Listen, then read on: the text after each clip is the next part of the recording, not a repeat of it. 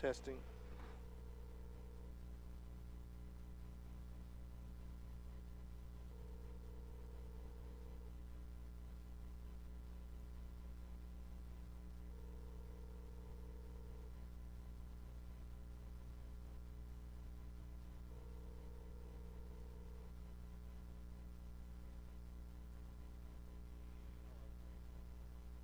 Hey, Mark. Yep, you there? Good, buddy. How are you? We are 2.5 minutes till tip-off. Yep, trying to get the internet hooked up. Finally got it going.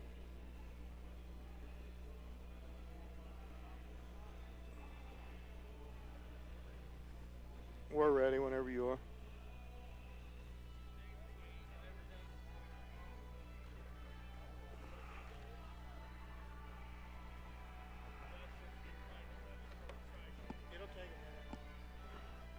Welcome, everybody, to Pleasanton, Kansas. As tonight, the Indians travel on a little road trip up to Pleasanton to take on the Blue Jays of Pleasanton. The Lady Indians coming off a nice mid-season tournament win, Ross.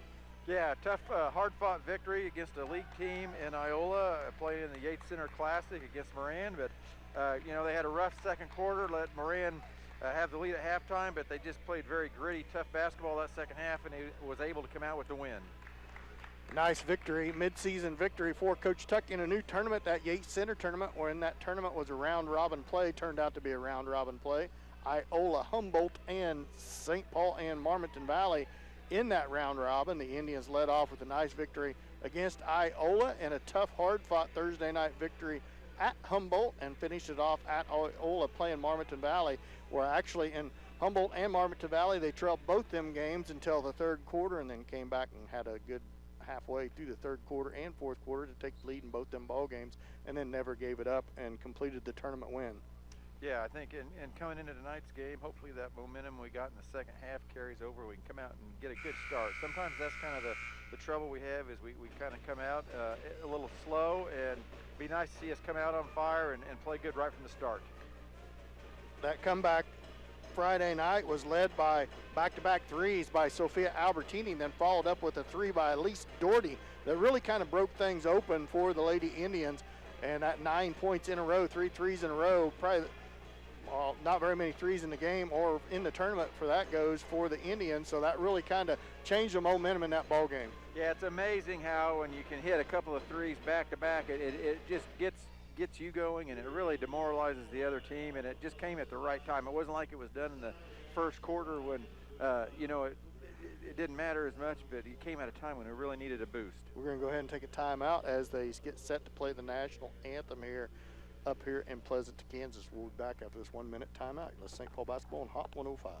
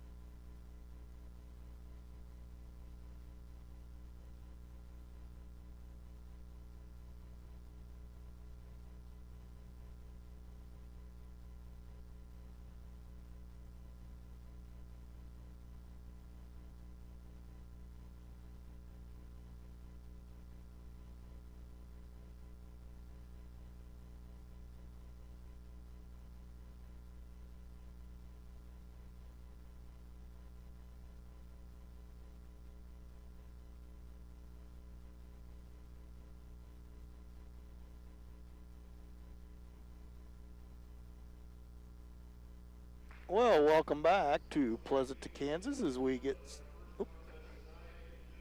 Sorry.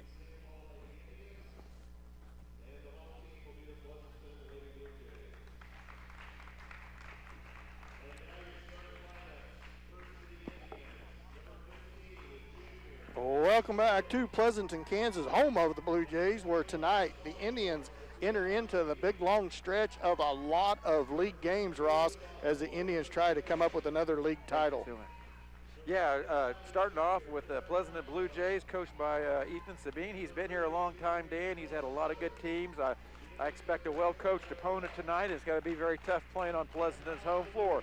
They're 5-2 coming into this game, and I think they're ready to give the Indians all they want. So, like I said, like we talked a little bit before the national anthem, it's all about getting out of that starting gate and hitting a few shots early. Maybe we can get a couple of layups to get that lid off the basket and really get things going, because you can only maybe keep teams in games so long before it finally catches up to you.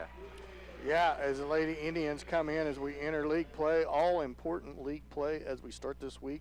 Tonight versus Pleasanton, and then Thursday night there's a boys game only makeup game with Frontenac, and then Marmaton Valley. Indians travel up to Marmaton Valley. Should be good to go on the live stream.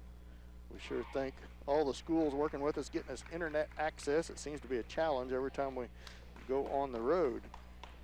Nice to see Pleasanton has their band here tonight, Dan. That kind of gives it a little more of a high school basketball feel, something maybe we've been lacking with the decrease in crowds with the COVID not letting people in. And it will not be me making mistakes on the call, on the play-by-play. There is 4 Umpenhauers on the roster, 2 Myrichs, and 2 Sabins. And I did check, they're all sisters. The Umpenhauers are all sisters. Holy cow. St. Paul starts with the basketball. Josie Harris, left wing, up top to Elise Doherty, reverses back to Sophia Albertini. Down to the corner to Bradshaw. Looks like Pleasanton's going to start in a zone, 2-3 zone. Harris drives into the lane, up and under, too hard, no good. Number 33 is Umpenhauer, Corey Umpenhauer with the rebound. Pleasanton comes back down. Right wing, off to Sabin. Sabin guarded in that man-to-man defense by Struthers. Picks up her dribble, gets it off to Umpenhauer, or Sabin. She dribbles back. She's guarded by Doherty. Feeds it back off to Emma Sabin. Sabin with the basketball. Guarded tightly. Ball's loose on the ground and retrieved by Myrick for the Blue Jays. She drives against Albertini with her left hand towards the baseline. Bounce pass off to number 15, George. I believe that's a little hometown growing there. That's probably Pat George's daughter. Still Pleasanton basketball, very patient offense. Now drive towards the baseline, cut off there, all the way to the rim, layup, no good. Rebound comes out to Bradshaw. Yeah, nice hesitation move by the Lady Blue Jay player, but just couldn't get it to fall. Harris back to the rim, a tough shot as she drove right into the teeth of that traffic, and it was partially blocked. Really not a good shot selection by Josie Harris. Twice she's drove in hard to the rim in traffic and unable to get a shot off, or a very good shot off. Yeah, they're playing that zone, and penetrating the zone is not a bad strategy, but you can't try to go all the way to the basket because it's going to collapse on you. You kind of have to pull up for that short shot or kick it out to the wing when you're going to do that penetration dribble. Ball goes out of bounds. What's the first name of 00, Ross? That's Aaron. Aaron. St. Paul basketball, Sophia Albertini left wing over to Bradshaw. Bradshaw down to the quarter to Elise Doherty. Up top to Struthers. All the way down to the baseline to Claire Bradshaw. She fakes a 3, dribbles to her left, looks inside, cross-court pass to Albertini, who drives in traffic, a wild shot up. Not even close, and the first 3 shots are the Lady Indians as they're really trying to drive into the heart of that defense. Down at the baseline, double team, going to be traveled with the basketball, as that is Corey Umpenhauer with the turnover. They're letting them play, Ross. No foul so far. It's a lot of times you run into that traffic and you'll get a call every once in a while, but no call so far on either team. Yeah, I think our girls have been going in just I won't say out of control, but they're going in hard, and sometimes you don't get that call if the ref thinks you're going in out of control. Struthers with a 3, no good. Rebound comes out to Pleasanton. Myrick with the basketball. Now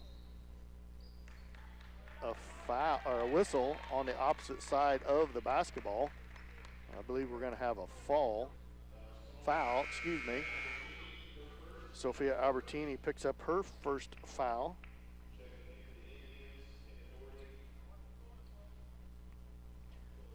come back into the game, Kenna Doherty, Chloe Seamy, and Ava Chambers. Back cut, tipped away, stolen away. Struthers with the basketball. 2-on-2, cross-court pass over the head of Harris and out of bounds, and another turnover on the Indians gives it right back to the Blue Jays. Yeah, Indians tried to get out in transition to maybe beat the Blue Jays back down the court to try to get an easier shot without having to fight through that zone, but the pass was just a little bit out of the reach of Harris and went out of bounds. A little forecourt pressure by the Indians. Blue Jays break it. Now all the way down to the rim, shot up, no good, rolls off. That shot was put up by Myrick. Ball's loose on the floor, still loose. Rebound comes out of there, Blue Jays with it. Myrick with the basketball. Up top to Saban, three-pointer on the way, off the rim, no good. Fought for underneath, saved, nope, it's gonna be out of bounds, off of 0-0, Aaron Saban. Yeah, both teams are having a little bit of trouble getting the ball through the basket. Both teams have had shots inside, and they're just not getting anything to fall. 4:38 left to go in the first. Still knotted up at 0. Nobody able to break the ice at the basket. It just looks like it's going to be one of those ugly games, Ross. Yeah, you know, again, shot by Josie Harris. Three-pointer up by Harris, no good. That zone defense, another rebound, defensive rebound.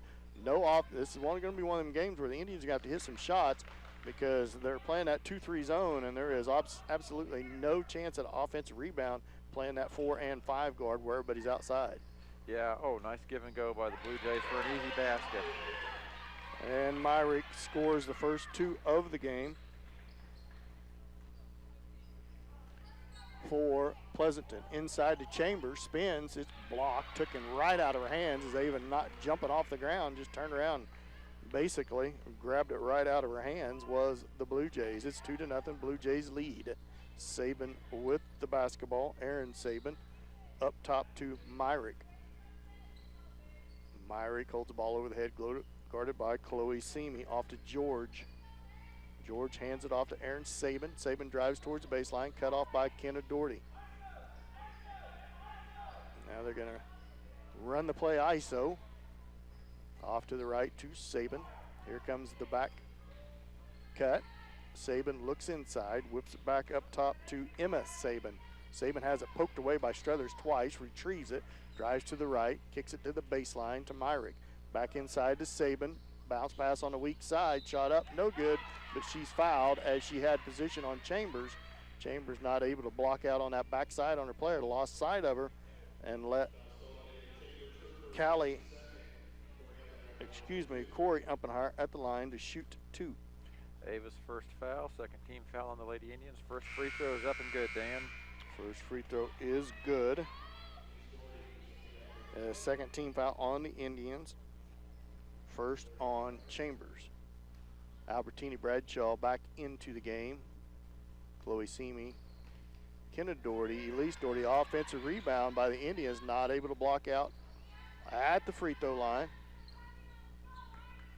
Yeah. Myrick with the basketball for Pleasanton. Feeds it off to the left wing to Emma Saban. Back up top to Myrick. Off to Saban. Excuse me. Back up top to Myrick. Off to left wing to Emma Saban. Cross court pass. Back up top to Myrick. Very patient offense by the Blue Jays of Pleasanton. They lead 3-0. Myrick picks up her dribble, kicks it off to Aaron Saban. Saban drives against Kenna Doherty to the baseline, whips it back up top to Myrick. 2:08 left to go in the first. Blue Jays lead 3-0 with possession of the basketball, and they're perfectly happy taking their sweet time. That's a double dribble, it is, and it's a turnover on Emma Saban. Gives it back to the Indians. Yeah, you know, nice job on defense by the Indians. Pleasanton was being really patient, just kind of running clock and running their offense, and able to finally get them to get the ball turnover. Doherty to Elise Doherty. Elise to Claire Bradshaw. Bradshaw down to the corner to Albertini. Albertini cross court pass to Elise Doherty down to the baseline. Claire Bradshaw, she drives inside, kicks it back out to Sophia Albertini. Albertini into the lane, left-handed layup, no good, too hard. And rebound comes out to the Blue Jays. It's just going to be one of those nights. Who's going to step up for the Lady Indians and start making a few jump shots? Saban with the ball, hands it off to Myrick, into the lane, kicks it out, three-pointer on the way, off, no good. Kenna Doherty with the rebound. Doherty has to hold up, flips it back to Elise Doherty, shot up, way over the rim, not even close. And right now, the Indians not too close to the rim with their shots. Yeah, the Blue Jays are just going to be content with just staying back in that zone, packing it in, and making us make shots. And then we haven't settled for jump shots. We've tried to drive the basketball into the zone, but they have a pretty tall center who's affected some of those shots, and we're just going in so hard and fast that we're not getting a good roll or a good bounce. Full court pressure by the Indians, trying to change things up here. Even over their head, Emma Saban's knocked out of bounds off of Josie Harris as she reached over the top of her. And it's going to stay with the Blue Jays of Pleasanton. On the floor for the Indians, Struthers, Albertini, Bradshaw, Elise Doherty, and Sophia Albertini. Saban with the basketball against Struthers. Ooh, that's a carry. Got away with it. She loses it. Now picks it up, feeds it off to Myrick. Myrick guarded by Harris. Goes to the right, now up above the timeline. Breaks the timeline, so the count's back off. Harris cuts her off, now back to her right hand, into the lane, off of her foot. How's that not a kick? Got away with one. Off to Saban. Feeds it back up to number 24, Emma Saban. Shot in, or pass into the lane over the top. No good. That pass was intended for Corey Umpenhauer and out of bounds back to the Indians. Yeah, another turnover caused by the Indians defense. Unfortunately, we're not able to, like the ball's going out of bounds, we're not able to get a fast break and maybe a chance for a transition basket off the turnovers. Somebody's going to have to spot up, knock down some threes in this ball game, Ross. Who's it going to be? Elise Doherty's shot finally up and in, so the Indians not closed out here in the first period as the first 2 points of the game. Pleasanton up 3-2, 10 seconds left to go in the first. Myrick with the basketball, 8 seconds. 6-5, Myrick drives to her left, off to number 33, 1 second, and that's the end of the first quarter. And in the first quarter, Blue Jays 3, Indians 2. We'll be back after this 1 minute timeout. You know, St. Paul basketball on Hot 105.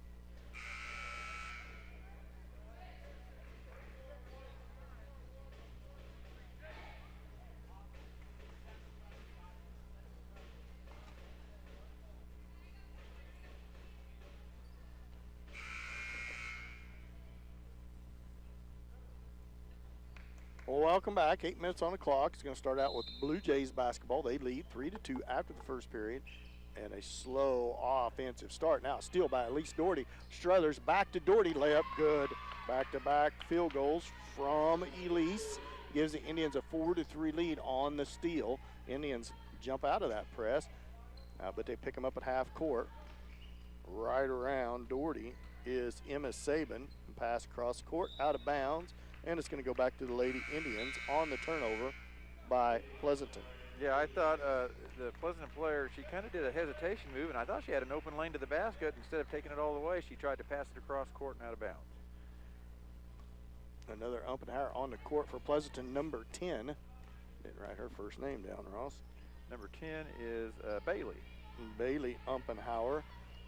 Indians basketball, cross-court pass over to Doherty. Doherty inside to Struthers. Struthers guarded tightly, puts the ball on the floor, loses it, and turns it back over to the Blue Jays. Only the second turnover for the Indians tonight. Turnovers are not an issue, it's just getting those shots to fall.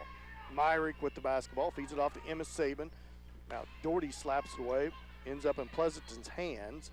Three-pointer on the way, well short, but backside rebound by Erin Saban.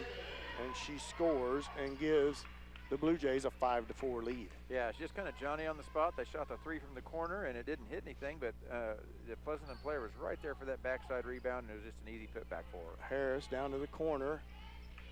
Albertini thought about the three, passes on it, drives inside, in traffic, left-handed shot, too hard, rolls off the rim, no good. Rebound to the Blue Jays. 6:38 left to go in the second, 5-4. Blue Jays up by 1. Yeah, I think we're just taking one too many dribbles going into the lane. Instead of trying to get all the way to the basket where it's really contested, maybe pull up for a little short jumper. That's one of the baskets we have is Elise Doherty doing that, the short jumper. Either that or take the little jump stop, maybe do a pump fake, get somebody off the ground and get a little more settled shot. Blue Jays basketball. Emma Saban with the basketball. Feeds it up top to Bailey Umpenheier, swatted away and stolen away by Bradshaw. She hands it to Struthers. She has Harris on the left side, rifles it way over her head and out of bounds, and it goes right back over to Pleasanton. Yeah, it was a good idea, again, trying to maybe get that transition basket off the steal before the defense could get set up, but just couldn't get the pass to Elise on the backside wing. 6 minutes left to go in the second period, 5-4. Pleasanton up by 1. Emma Saban with the basketball, left wing over to Bailey Umpenheier. Umpenheier is going to be fouled by Chloe Seamy. Third team foul on the Indians. First on Seamy. No team fouls on the Blue Jays. Myrick set to put the ball in play for the Blue Jays. Feeds it up top into Emma Saban. Emma Saban off to Bailey Umpenheier to her right, now back to her left. Seamy on her, into the lane, cut off, double team down there, up top. Now it's kicked by Bradshaw. It'll stay with the Blue Jays. That was out on Claire Bradshaw. Bounced it off her toe on the pass, rolled clear through the opposite end half court and out of bounds. Myrick feeds it into Bailey Umpenheier. Umpenheier lob back in top to Myrick. And good pass down underneath to Erin Saban. And she scores as Chambers comes back to the scores table. Yeah, nice ball movement by the Lady Blue Jays. Just kind of dumped it inside and then dumped it underneath with one more pass to an easy basket. Claire Bradshaw with the basketball, ball fake, pull up, jump shot, well short, no good. And again, no rebounders for the Lady Indians on the offensive end, and it goes right back to the Blue Jays. Yeah, Dan, I'm not sure we've gotten one offensive rebound yet tonight. Saban all the way to the rim, too hard, gets her own rebounds. She's in traffic, spin, and now they're going to whistle the Indians for their fourth team foul. That's going to send Emma Saban to the line to shoot 2. Albertini picks up her second team foul, number 4. Emma Saban goes to the line to shoot 2. First one on its way and right through there and good. Chambers back in for Claire Bradshaw. 8-4, Blue Jays up by 4. On its way is the second and right through there. 9-4, biggest lead of the game by the Blue Jays. They're up by 5. Kenna Doherty up to Elise, around to Chambers. So the Indians have 4 guards outside and someone floating around the free throw line part of the time, but very seldom is there anybody in there, as Elise Doherty drives hard to the basket and gets fouled, so she's going to go line to shoot 2. Yeah, nice, good, aggressive drive by Elise, initiating a little bit of contact and getting the call. First time the Indians are going to the free throw line tonight, which that's one of the things when we don't shoot good, Dan, we usually get a good chance of our share of free throws, and by not having those, it's making it harder to score. First team foul on the Blue Jays, first foul on anyone. That is on Myrick, her first team foul, number 1. Second free throw right up and through there by Doherty. 9-6, 3-point lead for the Blue Jays. Elise has all 6 of the St. Paul points tonight. Indians are going to have to pick it up defensively, try to get some transition points, because they are not shooting well in that half-court offense. No. And we're complaining about offensive rebounds, but It's just the offense that the Indians run in that half court. They run that 5 guard where somebody floats around the free throw line on occasion, but for the most part, they're all running their offense out by that 3-point line. Yeah, I mean, like you said, we have one person that maybe has a chance at an offensive rebound, and but in that zone, there's a lot of traffic to get through to get in there for that rebound. 9-6, Blue Jays up by 3. 4:07 left to go in the second. Fast running ball game as each team, especially Pleasanton, being very patient on offense. 3-pointer by Albertini off. Backside rebound comes out to number 24, Emma Saban. 3:50 left to go in the first half. 9-6, Blue Jays up by 3. Definitely one of the lowest scoring totals the Lady Indians has been held to. Bailey Umpenheier with the basketball. Simi gets up on her, feeds it to Myrick. Chance for a steal by Kenna Doherty, but a little too slow getting there. Feeds it off to Emma Saban. Now backside pass stolen by Albertini. She feeds it ahead to Doherty. Doherty all the way down, fouled, and she's going to go line shoot 2. Yeah, Indians got the steal, and this time it wasn't the kind of turnover where the ball was out of bounds and we had to walk the ball off the court. We were able to get out in transition, and Elise is going to the line for 2, where she's already made 2 free throws tonight. Just the second foul on Pleasanton, the first on Emma Saban. First free throw in and out, no good. Doherty misses it. I jinxed her, Dan. You'll never hear me talk about when we're at the free throw line and how many we made. Doherty on the line for her second, and it's through there and good. She makes 1 out of that 2. She's 3 for 4 until after they shoot, Ross. That's one. Just wait till after. Yeah, you got to wait till they're done before you say anything about their free throws. Well, that's why you're the experienced broadcaster in this operation. 9-7, 2-point lead for the Blue Jays. Myrick with the basketball. 3:12 left to go in the first half. Myrick to her right. Boy, she drives right in, knocks the Indians, Albertini, out of bounds, but no call. Lob inside to Myrick, stolen away. Albertini now double team. She's going to be fouled by number 15, George, I think. It is 3rd team foul, first on George. St. Paul basketball, they trail 9-7. Yeah, Elise has the hot hand, Dan. I think if I were the Indians, I would try to maybe make sure she gets a couple of touches on this possession. She's the one that's doing all the scoring.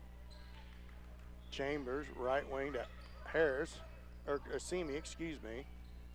Off to Albertini, down to the corner to Chambers. Chambers bounce pass, gets it to Doherty. Couple ball fake, feeds it back out to Chambers. Chambers to her right, bounce pass into traffic, stolen away by Myrick. 2:30 left to go here in the first. 9-7, Pleasanton up by 2. Timeout, Blue Jays with that. We'll take a timeout. We'll be back after this 30-second timeout. You're St. Paul basketball on Hot 105.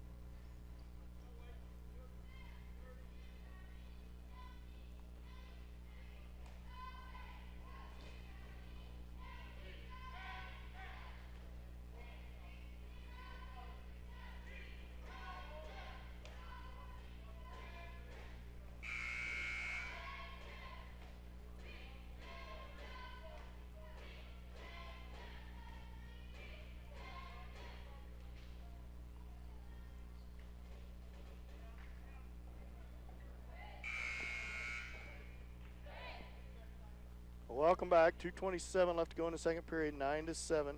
Blue Jays up by 2.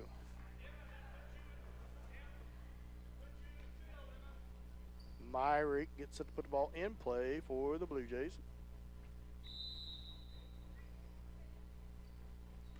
She looks to feed it inbounds and gets it into Umpenheier. Umpenheier to her right, now back to her left. Swings it to number 21. That's Myrick, who's just checked into the game. Another Myrick. Back out to Emma Saban. Shot up by Myrick, up and through there. That's Aaron, or excuse me. Is that number 24? Yeah, oh no, that was number 13, Myrick. Yeah, nice job on the block. She got it. She kind of bumped the defender just a little bit to create a little space, not enough for a foul, and was able just to put it up soft. So Pleasanton back up by 4. Simi down to the corner. Now Elise Doherty with it. Elise Doherty to her left. Cross court pass to Albertini. Ball fake towards free throw line. Kicks it back to Doherty. Over to Simi, three-pointer on the way, off the rim, no good. Rebound comes out to the Blue Jays. 11-7, 4-point lead for the Blue Jays as Josie Harris comes back to the scores table for the Indians. Bailey Umpenheimer, top of the key with the basketball. Dribbles around the screen all the way in. Help has to come. Three-pointer on the way, off the rim, short, no good. And that's going to be out on George as Josie Harris checks back into the game for the Indians. Kenna Doherty set to put the ball in play for the Indians. They trail 11-7 with 1:04 left to go here in the second period. Timeout. Coach Tuck with that. We'll go ahead and take a timeout. We'll take a 30-second timeout. This is St. Paul basketball on Hot 105.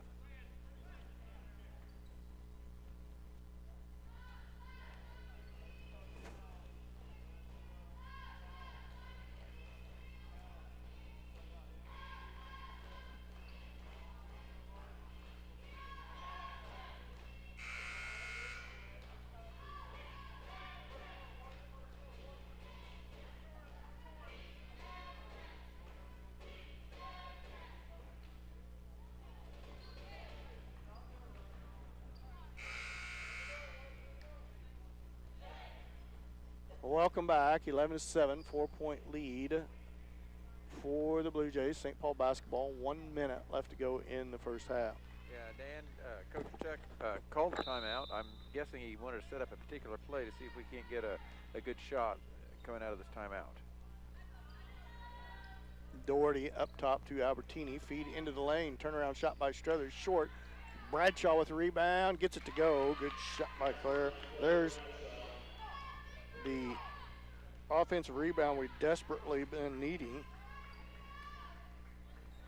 And Claire gets the putback, and it's a 2-point lead for Pleasanton. Yeah, nice set play coming out of the timeout, and we get that rebound. Saban hard to the rim. Good looking drive, but short on the shot. Indians basketball. Rebound comes out to Elise Doherty. Struthers with it. Cross court pass to Harris. Harris up top to Albertini, over to Struthers. Struthers to her left. Going to get whistled for the travel as she shuffled her feet with 9.2 seconds left to go in the first half. Sub into the game, number 33, Corey Umpenheimer back into the game. And Aaron Saban. Full court pressure applied by the Indians. 14 fouls on the Indians, 3 on the Blue Jays. Indians in a full court press, trying to get it in, feeds it in over the top to Saban. Good hustle back by Albertini. Now feed back up top, 3 seconds, 2 seconds. Myrick, boy, she drives into the Indians, kicks it out for the three, off the iron, short by Aaron Saban. And at halftime, Blue Jays 11, Indians 9. We'll be back with halftime show after this 2-minute timeout. Let's St. Paul basketball on Hot 105.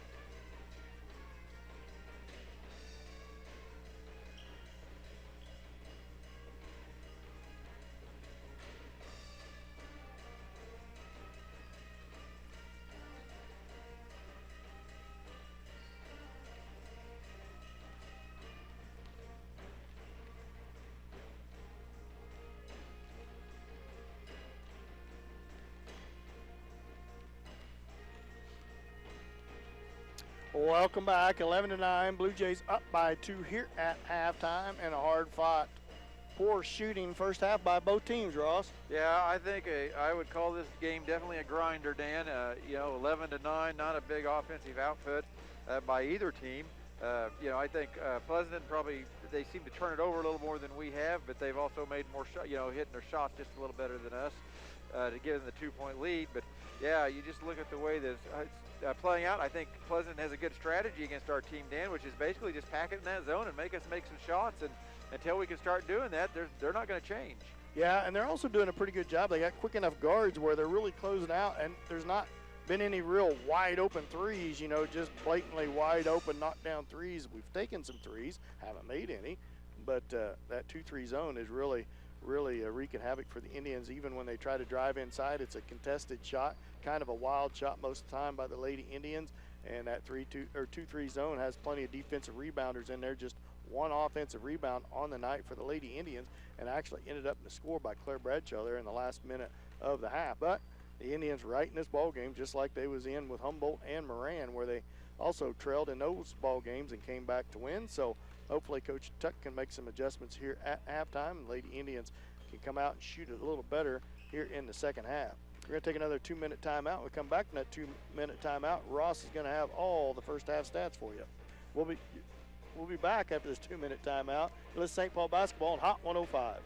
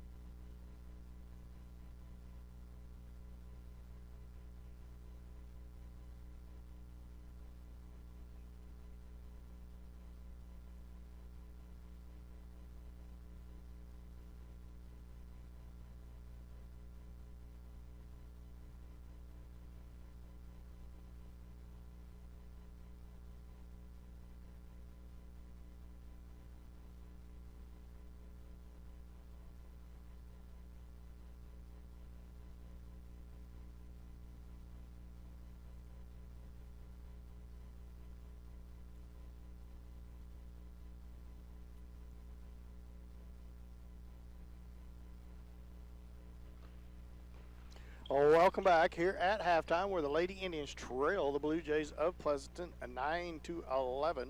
Ross, what do you got for first half stats? Well, we talked a little bit about the shooting percentage, Dan, and it's not very good. With 3 for 16 from the field for 19%, 0 for 4 from the three-point line. We are shooting free throws pretty good at 75%. We've only been able to get to the line 4 times. Turnovers, we're not turning the ball over very much, Dan. We only have 5 turnovers for the half, which is good. Like I said, it's that second chance rebounds, I think, that's really kind of hurting us. As far as scoring goes, we've only got 2 girls that have been able to put the ball in the basket tonight. Elise Doherty leads all scorers with 7 points on the half. Claire Bradshaw had that put back late in the second quarter to give her 2 points. No girls in foul trouble other than Sophia Albertini with 2 fouls going into the half. For Pleasanton, Erin Sabine and Bailey Myrick both have 4 points each for them, as they have 4 girls in the scorers column.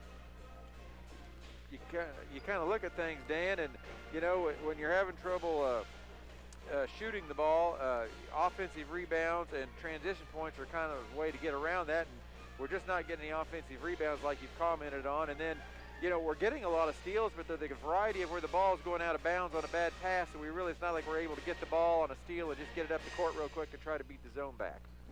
3:08 left to go here in the first half. 11-9. Blue Jays up by 2. We'll be back with this after this last 2-minute timeout. You're listening to St. Paul basketball on Hot 105.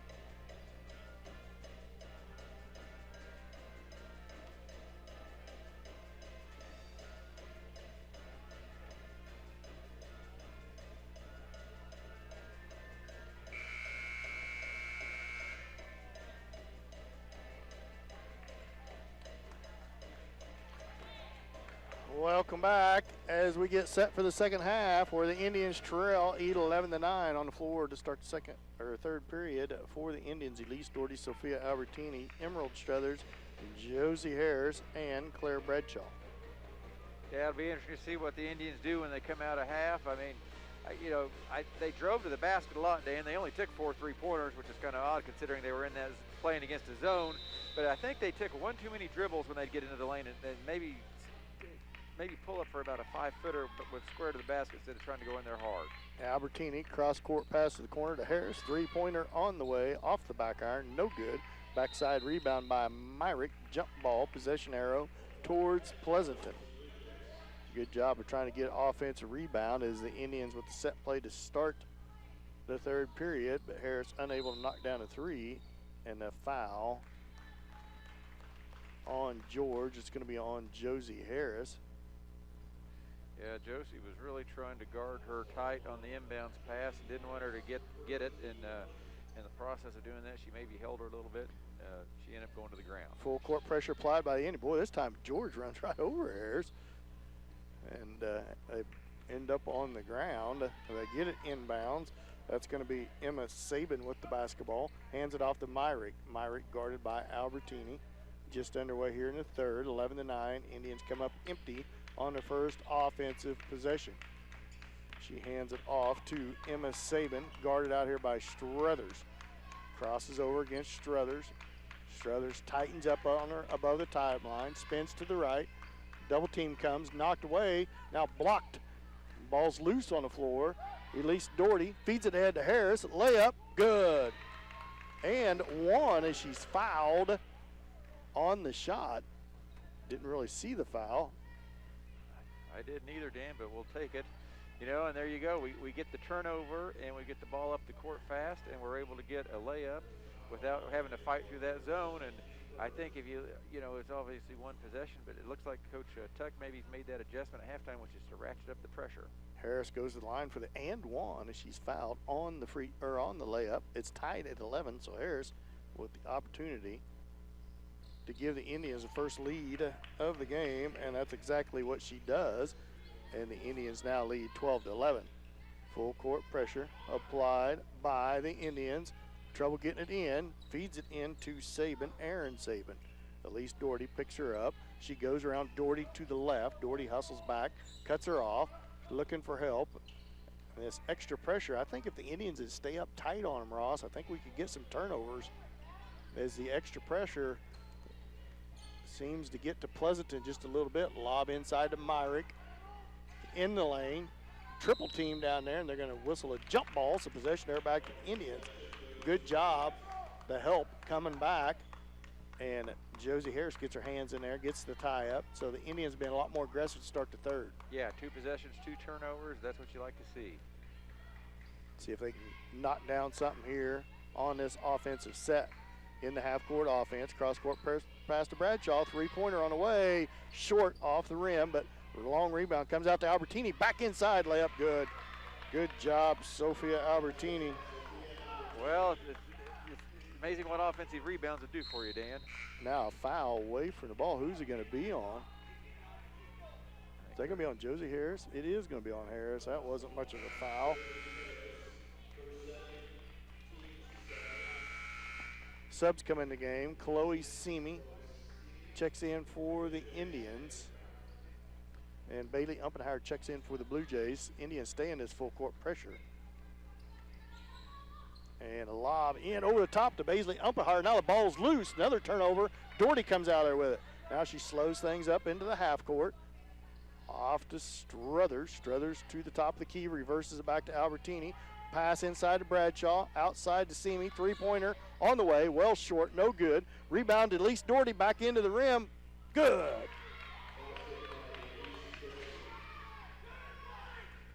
A lot more aggressive play to start this third period. 16, Indians up by 5. Myrick with the basketball. Albertini tightens up on her. Pushes her down. Myrick down to the left. Now swatted away, but Myrick comes back out of there with it. Three-pointer on the way by Pleasanton. No good. Sophia Albertini with the rebound. She's tripped and fouled by the Blue Jays. That'll be the third team foul on the Blue Jays. Yeah, I don't know what Coach Chuck said at halftime, Dan, but the girls are sure coming out with a little more energy and a little more aggressiveness this second half. 16-11, 5-point lead for the Lady Indians. Back into the game, Ava Chambers and Kenna Doherty. Albertini with the basketball. 5:33 left to go in the third. 16-11. Indians already doubling their output in that entire first half offensively.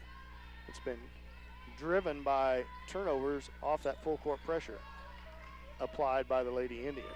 Albertini right wing to Kenneth Doherty, back up top to Simi. Simi to the left, inside, floater on the way, shot no good, backside rebound, chased around, Chambers chases it, knocks it back out, Simi with it, cross court pass to Albertini. She drives inside, jump shot on the way, good. Yeah, again, that was all set up by another offensive rebound, Dan, and I think maybe Coach Chuck talked to him a little bit about that at halftime too. Sabin with the basketball, cut off by Struthers outside to Bailey Umpenheimer. How's Ava end up guarding her, the shortest one on the team? Umpenheimer with the ball, right wing to Myrick. Myrick gets around Albertini, backside pass to Sabins, no good. As the rotation had to come help as Myrick got past Albertini, but the backside help came across and nobody dropped down to pick up Erin Sabin, and she'll go to the line to shoot two. Yeah, you can kind of see that one developing. Sophia Albertini was overplaying her man on the wing, and she gave her a little ball fake and went to the baseline, and when the help came over on the backside, free throw up and good. When the help came over on the backside, we just didn't get rotated down fast enough. Sabin makes her first as she's at the line to shoot two. 6-point lead for the Indians, 18-12, 4:32 left to go here in the third. First point for Pleasanton this half. Second shot rattles home. 6 points for the freshman. 5-point lead for the Lady Indians, 4:29 left to go in the third. Elise Doherty, man-to-man defense. Doherty all the way to the rim, layup good. She drove right past her man. As Pleasanton jumped into that man-to-man, it didn't work out for him. Yeah. Myrick, back to Myrick. Or Sabin, excuse me. Down the baseline to Bailey Umpenheimer.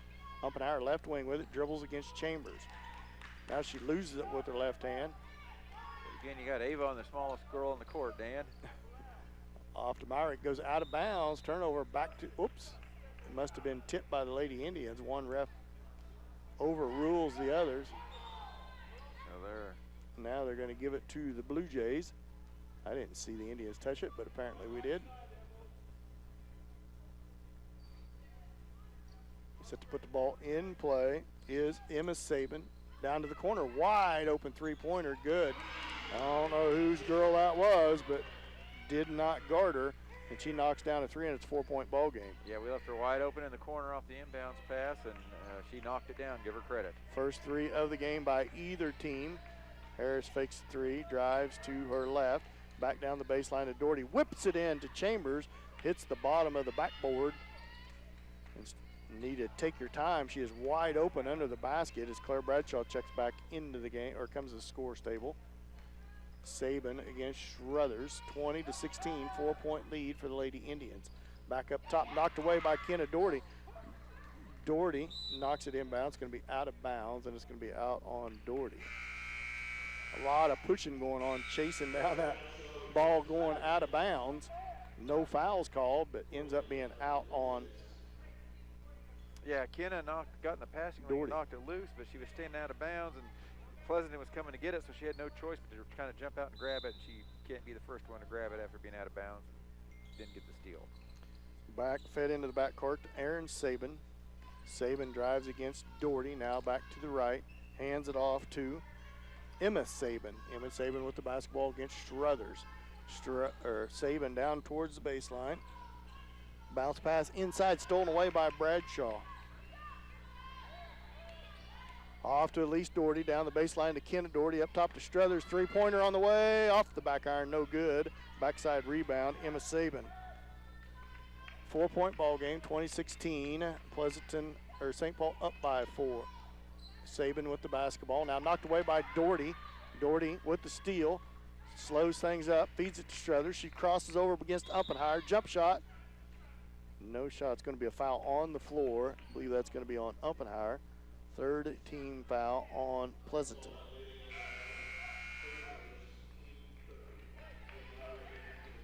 First foul on Uppenheimer.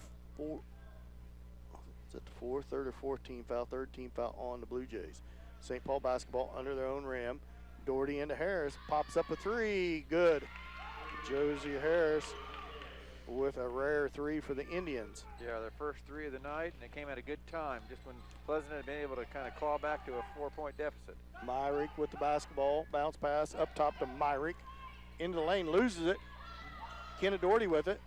She loses it for a second, feeds it ahead to Struthers. Struthers back down to the corner to Harris, fakes the three, dribbles towards the top of the key. Down to Elise Doherty, into Claire Bradshaw. Bradshaw drives in, cross-court pass to Harris, to Kenna Doherty. Doherty with a couple ball fakes towards the top of the key, reverses it back to Struthers. Three on the way, in and out, no good. The rebound knocked around. Oh, it's going to be out on Josie Harris. Yeah, boy, that three, it hit every part of the rim, but bounced right back out. Tough luck. Simi back into the game, as well as Albertini.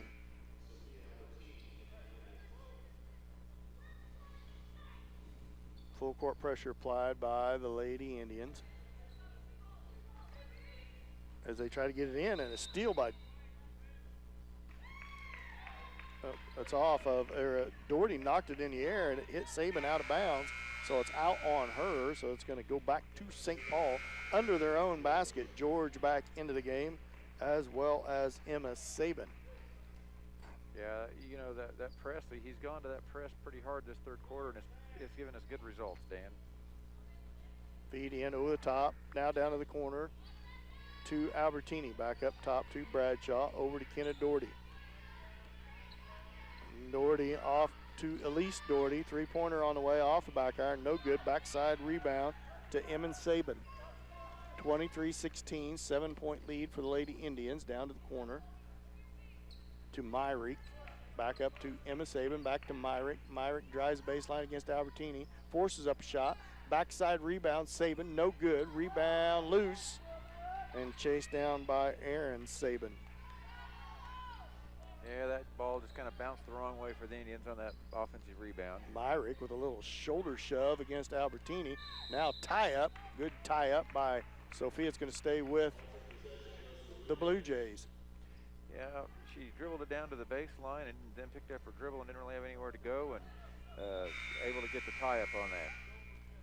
Jenny Vitt into the game. I think I'd know her name. Yeah, your favorite player. You'd think you'd know that one. Into the game for the first time. As 1:03 left to go in the third. 23-16, 7-point lead. Lob in over the top to Myrick. Myrick in the lane. Jump shot in front of the rim. No good. Bradshaw with it. She's going to, oh, she got called for the travel. Looked like she got fouled. Turk gives it right back with 58.2 seconds left to go in the third. 23-16, 7-point lead for the Lady Indians. Lob in over the top. 55 seconds left to go in the third. Myrick with the basketball against, now off to Myrick at left guard. Now here comes the drive, backside pass, up and in by Aaron Sabin.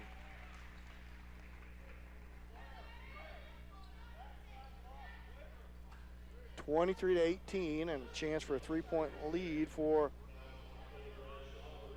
Aaron Sabin. Gets to go for the and one. At the line, it's on its way in there. Leading scorer for the Blue Jays, Dan, with 9 points. 4-point lead for the Lady Indians. Right wing off to Doherty. Doherty with the basketball at the block. Shot up, no good. Myrick with it. Feeds it off to George. George back to Sabin.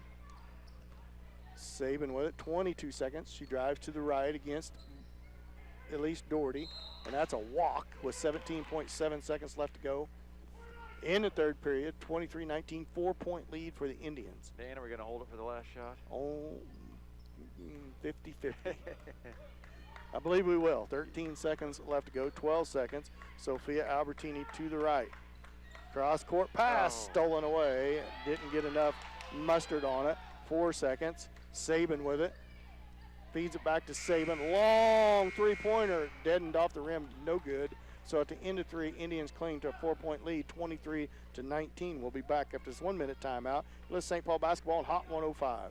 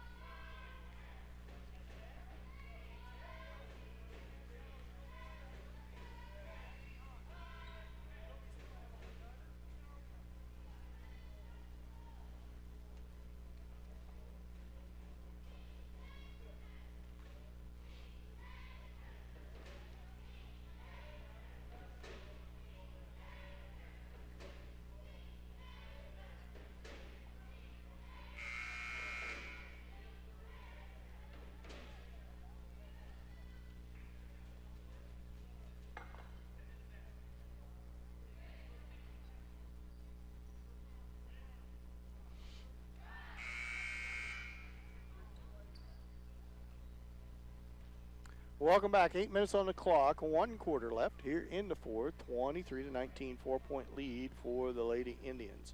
Josie Harris had to put the ball in play to Sophia Albertini. Much better offensive quarter for the Indians, Dan. Got some offensive rebounds, which made a big difference, and they really ratcheted up the pressure, especially on the press. Crossover by Albertini. Feeds it out to Bradshaw. Up to Harris. About lost it out of bounds. Man-to-man defense by Pleasanton. So a little different look. Let's see if the Indians can run a little motion offense here. Seamy with it. Feeds it off to Struthers. Pull-up jump shot. Good. Emerald Struthers buries. Gets the Indians off to a good start. Full court pressure by the Indians. Myrick with the basketball. Screen set. Knocks old Myrick down. No foul called. Feed off to Sabin. Emma Sabin drives in and runs over. Man. Who's it going to be on? Is it going to be on Sophia or on Struthers? She might not have had her feet set, Dan, but it is going to be on Sophia Albertini, her third. Team foul number 5 on the Indians, 3 on the Blue Jays. Blue Jays basketball under their own rim.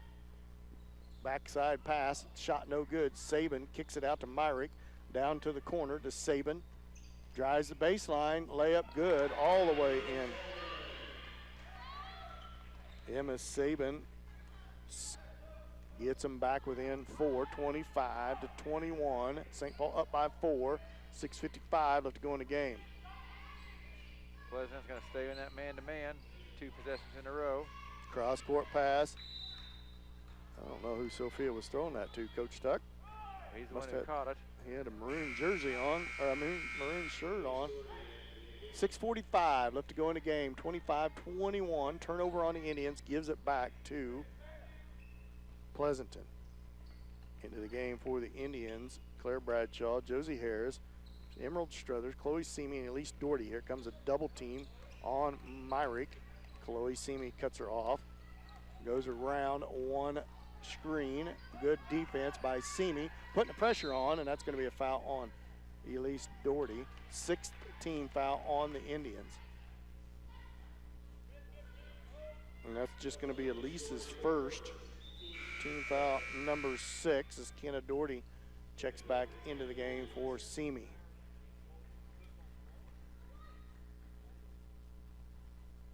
Saban with the basketball. Look to get it inbounds. Feeds it into the back court. Well, I guess they're saying she never established possession of the ball in the front court to go on the back court. She caught it. Her legs were straddling, her feet were straddling the half court line. Poked away by Struthers. Man, a lot of contact there. That's a walk. travel. And it is a travel on Saban.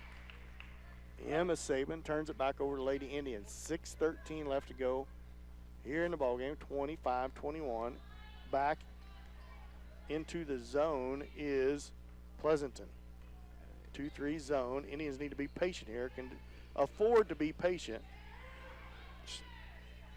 Up top to Harris. Harris to the right. Bounce pass back out to Struthers. Up above the timeline with the basketball. Swings it to Doherty. Doherty dribbles towards the top of the key. That's Elise Doherty over to Kenna Doherty. Inside to Struthers. She spins. Puts the ball on the floor. Tough shot. She gets it to go. Boy, that was kind of, I don't want to call that lucky, but that was almost lucky. Yeah, I was going to say, I don't know how that one got in, Dan. It was, you had a defender in her face. It was a flat shot, hit the front of the rim, and then popped up and over, and she got the roll. I think I've been giving my Emerald points to Josie Harris. Is that her 4th point? That's Emerald's 4th point, yes. Yeah. Cross-court pass into the lane to Saban. Gets around Bradshaw. Tough shot, no good. Tipped around, controlled by George for the Blue Jays of Pleasanton. Yeah, lucky the Indians didn't get an over back call on that one. It's probably a pretty decent reset for the Indians on defense. Saban with the basketball. Right wing over to Myrick. Here comes the cutter across the lane. Nowhere to go with it. Myrick now a turnover. Gives it to Bradshaw. Bradshaw tips it ahead to Harris. All the way to the rim. Gets it back herself. Putback's good, and she's fouled. The honest truth is Josie Harris should have given that up to the weak side to Claire Bradshaw. She looked a couple times, never did give it up quick enough, couldn't decide, so she just went to the rim. She misses the layup. Ball got tipped around, went back to Harris. She gets the putback, and she goes to the line for the end one. Yeah, Dan, we haven't really had a lot of those right place at the right time kind of plays tonight, but that was definitely one of them there. Like you said, she didn't make the pass on the offside, so she ended up having to shoot the layup when she really didn't want to, and then the ball just got batted around, and then she was Johnny on the spot for the putback. Free throw on its way, in and out, no good, and that's out on, that's out on the Blue Jays. That's out on Myrick, so it stays with the Indians of St. Paul. Doherty, Elise Doherty set to put the ball in play for the Indians. 4:49 left to go in the game. Indians up by 8. Struthers to Doherty. Elise Doherty with the basketball, looks inside. Swings it all the way around the baseline. Josie Harris with it. Out to Struthers. She walked with the basketball. Nobody was at the top of the key to give it to, and she drug her pivot foot. So a turnover, exactly what the Indians didn't need. And the Blue Jays get one. Yeah, Blue Jays, they had about 2 or 3 possessions with a chance to cut the 6-point lead down to about 4, and they just weren't able to get the roll or the bounce that they needed, and the Indians got it back up to 8. Saban with the basketball for the Blue Jays. 4:28 left to go in the game. 8-point lead for the Lady Indians. Myrick gets past Doherty. She's bumped. That's going to be the 1-and-1. That's going to send her to the line. Who's that on? I believe it's on Elise. Nope, it's going to be on Struthers. Her first. Her first. 17 foul. Emma Saban to the line for the, no, excuse me, Myrick to the line to shoot the front end of a 1-and-1. Block out here, girls, as Myrick settles into the line. First free throw on the way, off the iron, no good. And guess what? Offensive rebound as the Indians fail to block out. Saban with the basketball. Saban was right underneath the basket on that rebound. I don't know how she got so open, but that's going to be knocked out of bounds by Harris, so to stay with the Blue Jays of Pleasanton. You know, I see the Indians get a stop here with 4 minutes left in the fourth quarter. Myrick bounce pass into Saban, about falls down. Saban with a ball fake. Guns up a three and hits it. What a shot. Contested shot by Emma Saban. Her second three of the game, or in the half, Dan. 5-point ball game, 29-24, 4:08 left to go in the game. We'll be back after this 30-second timeout. You know, St. Paul basketball on Hot 105.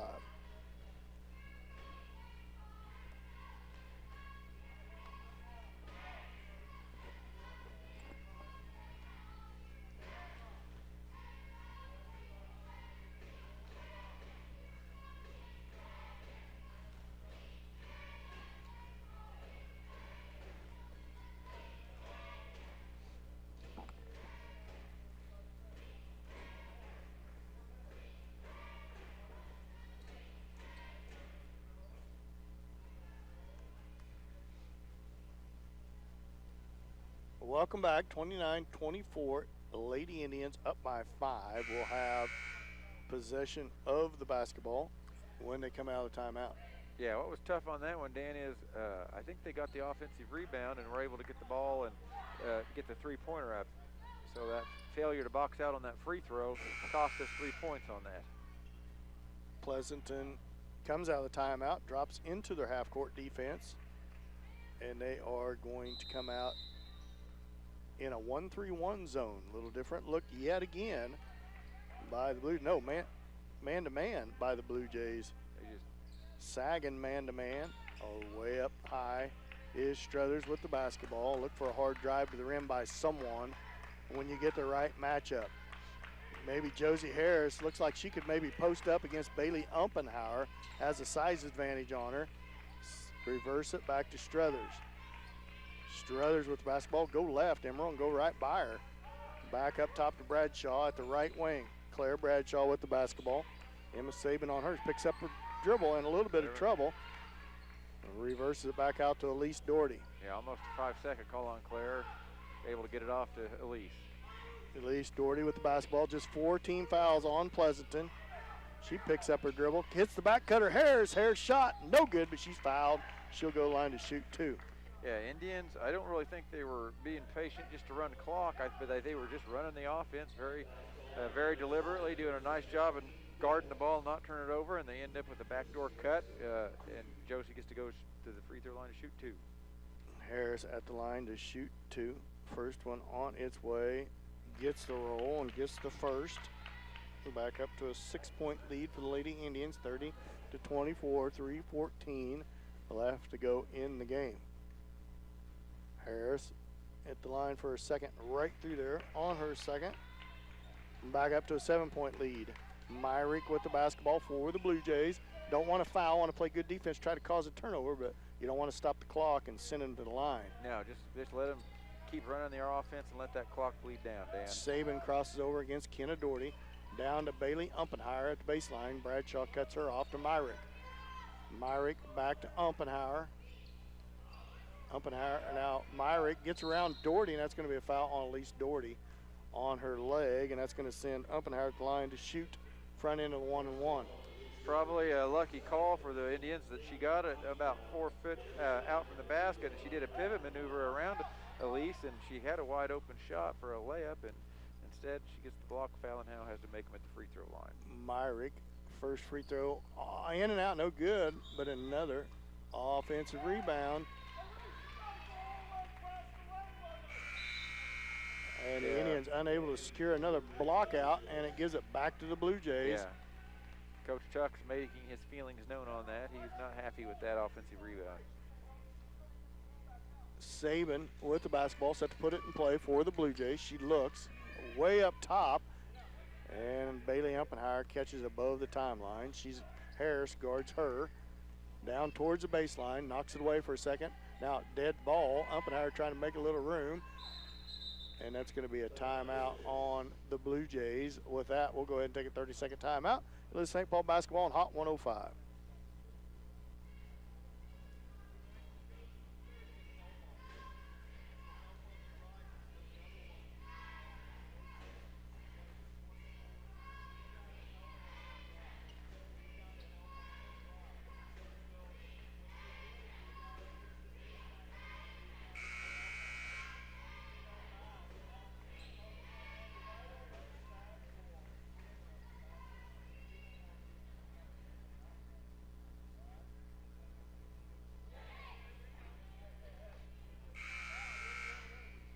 Seven-point lead for the Indians, 31-24. Blue Jays basketball out of the timeout.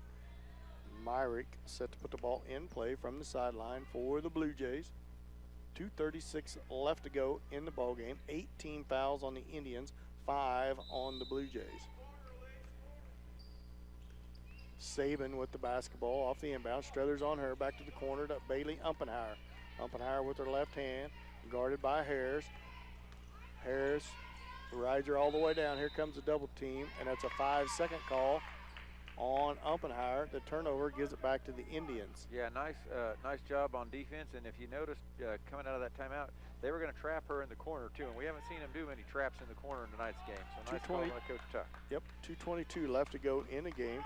Kiana Doherty left wing with the basketball, dribbles towards the top of the key, reverses it back to Bradshaw. Bradshaw and going to be fouled by Saban, Aaron Saban. Third on her, 6th team foul on the Blue Jays. Elise Doherty, coach wanting a backcourt, but she's about 6 inches from the backcourt line. Kenna Doherty with the basketball. Over to Bradshaw. Claire Bradshaw, left wing with it. Bradshaw drives past Saban, kicks it out to Kenna Doherty. Doherty towards the top of the right wing. Picked up her dribble a little too quick, but gets it off to Struthers. There's a breach foul. Saban with the basketball.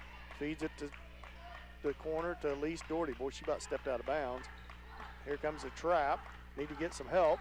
There's a triple team off to Josie Harris. Harris with the basketball. Dribbles towards the top of the timeline. Crosses over. Picks up her dribble right in a double team now. Gets shoved backwards. You don't want to pick your dribble up then. You want to keep it going, and it's going to be a foul as Harris goes. It's not the 1-on-1 yet, though. Yeah, it is. 17 foul. So Harris will go to the line to shoot the 1-on-1. Yeah, she picked up her dribble, and I think if Pleasanton would have just played straight-up defense with the double team, they might have had a chance for a turnover, but instead they went ahead and went for the foul and put Josie to the line. 1:26 left to go in the game. Harris at the line, shoots front end 1-on-1, gets the first. As she settles in for the second.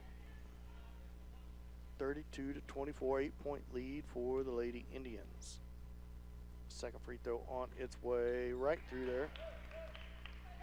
4 in a row for Josie for 5 for 5. Or well, 5 for 6 from the free throw line for the game. 9-point lead for the Lady Indians. 1:21 left to go in the ball game. George with the basketball off to Saban. But long three, short, no good. Struthers with the rebound. Struthers hands all over her, so the foul is called on Emma Saban. 8th team foul. 4th on Saban, and that's going to send Struthers to the line to shoot the front end 1-on-1.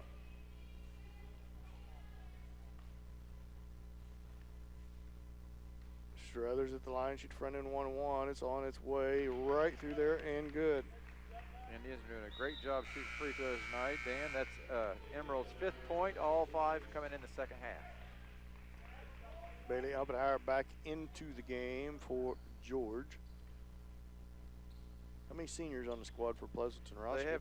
They have 2. Number 24, Emma Sabine's 1, and getting a lot of playing time tonight. And then the other one is 33, Corey Oppenhauer. So a fairly young squad for Pleasanton. They're going to be good in the future too. Yeah. Myrick with the basketball. 1:02 left to go in the game. 11-point lead for the Lady Indians. Down to the corner, Myrick with it, crosses over against Harris. Up to Saban, she drives into the lane, shot up, and that's not what you wanted to do, is foul her and stop the clock. She'll go to the line to shoot 2.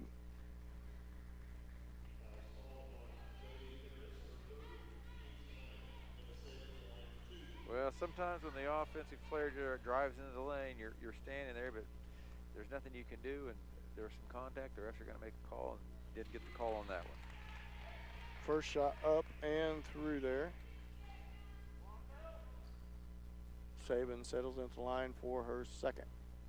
On its way off the back iron, no good. Rebound comes out to Harris. Indiana's lucky to secure that rebound as Pleasanton had position again. Struthers with it. Back to Harris. Back to Struthers, and Josie's going to load the line to shoot the 1-and-1 because that's a 9th team foul on the Blue Jays.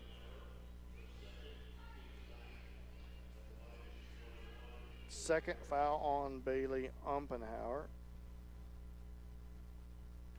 9th team foul on the Blue Jays. Harris at the line, shoots front end 1-and-1. It's right through their end, good.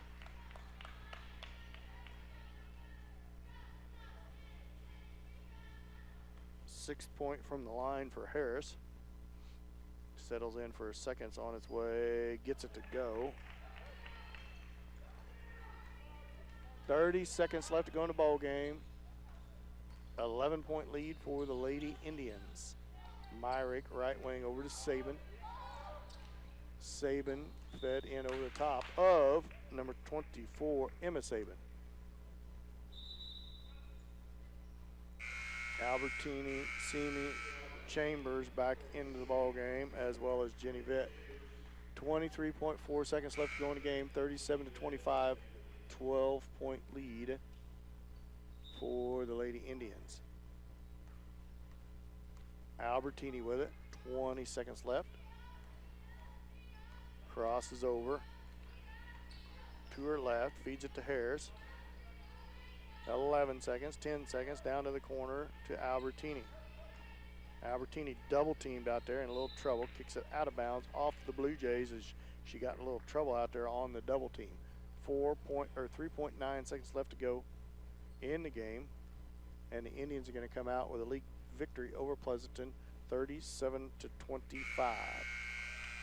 Final score, 37-25. Lady Indians come out victorious on the road here at Pleasanton, Kansas, where they got off to an awful sluggish start, but gutted out a 12-point victory and a lot better second half. We'll be back with our final game thoughts and stats after this 2-minute timeout. Let's St. Paul basketball on Hot 105.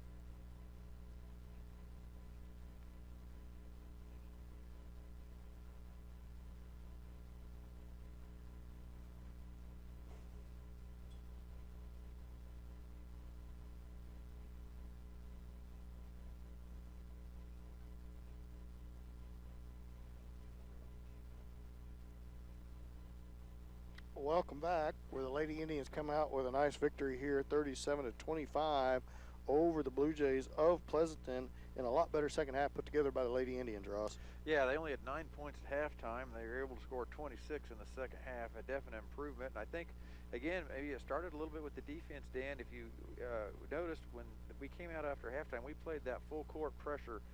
You know, we put a very up on them tight and really pushing the ball, you know, trying to push for turnovers early in that second half, and it was successful. We got a few transition baskets. We also got some offensive rebounds early in that second half, which really kind of got us going.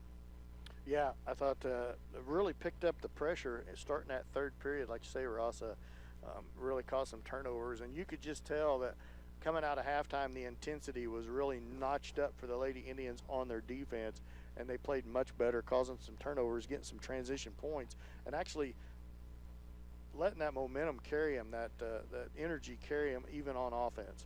Yeah, you know, and that's, you know, offense is a rhythm kind of concept in that, you know, the first half was just a grind, and we weren't getting good shots, and we were taking, even when they were inside in the paint, we were getting bumped a little bit, not fouls, but we were off balance and throwing up some mistakes. In that second half, we were catching the ball in rhythm. We were getting the ball up the court on layups, and we were getting some putbacks on the offensive rebounds. Just a lot better offensive performance.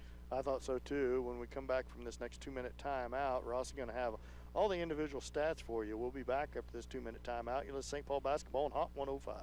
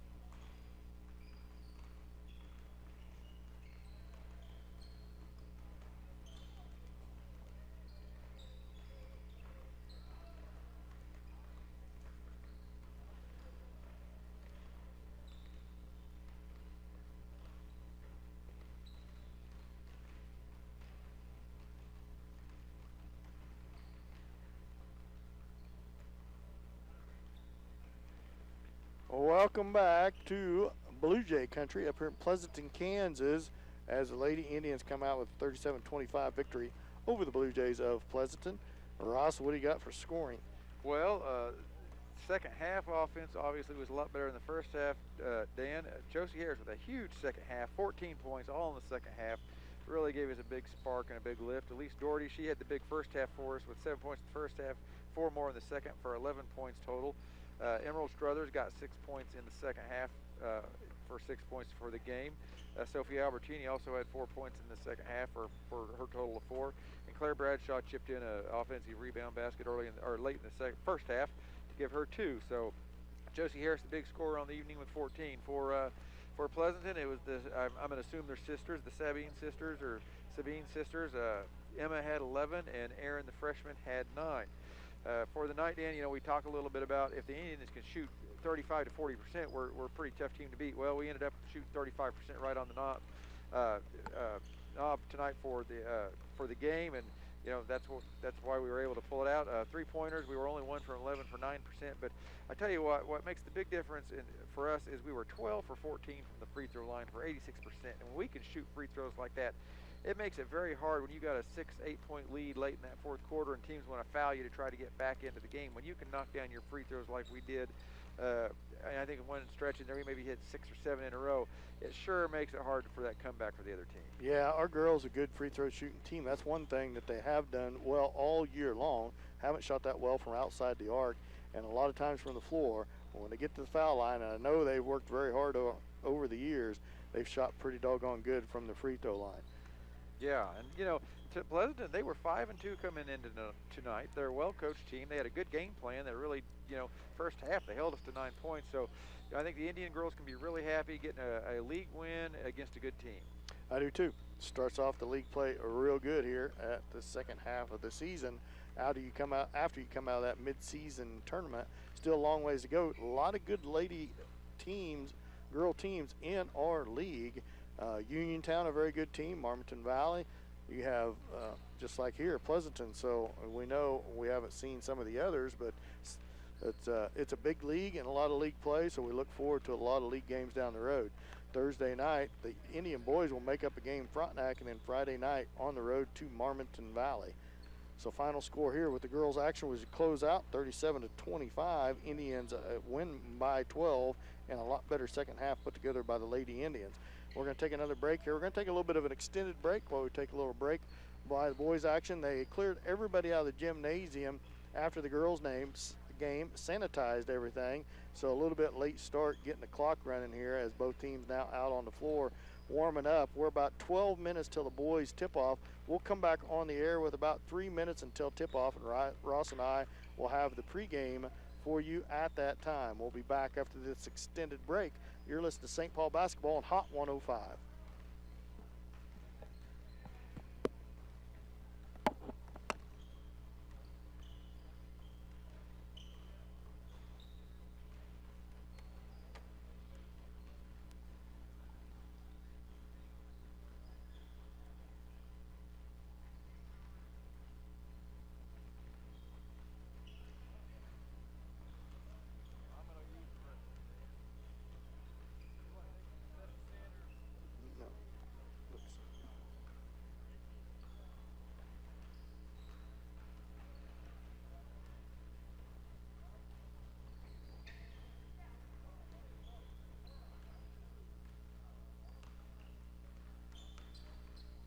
You there, Mark?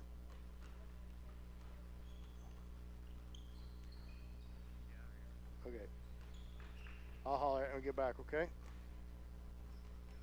Thanks, man.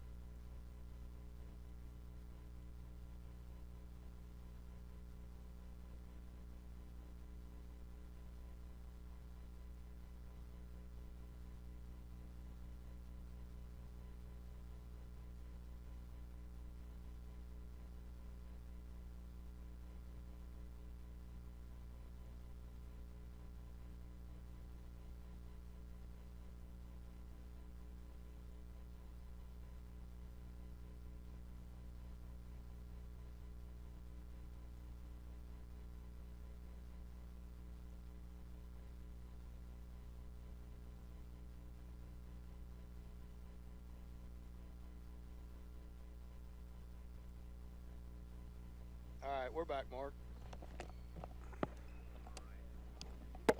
That'd be great.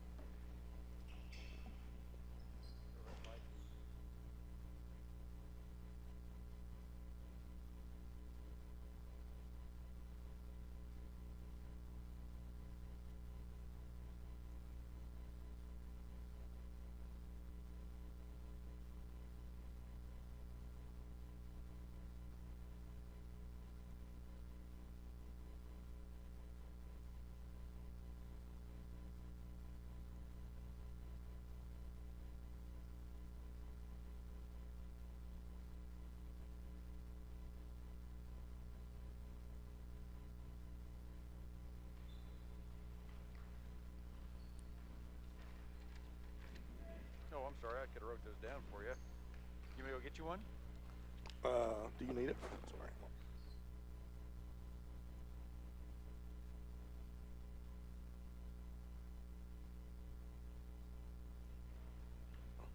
Yeah.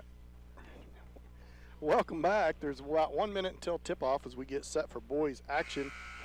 The boys coming out a nice victory versus Marmonton Valley in the final game of the tournament Friday night here on a Monday night. I keep having to remind myself, Ross, that it's Monday night, as normal game times are Tuesdays and Fridays, but this week I'm not real sure why it's Monday night scheduled game, but it is.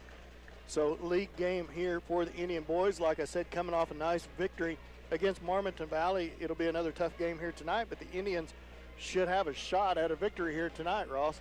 Yeah, it'll be interesting to see how the Indians come out after that win, if the confidence and the momentum still are on their side, because, you know, confidence is a big thing when you're a high school basketball player. So if we can come out and shoot good like we did starting out against Moran, I think we got a good shot.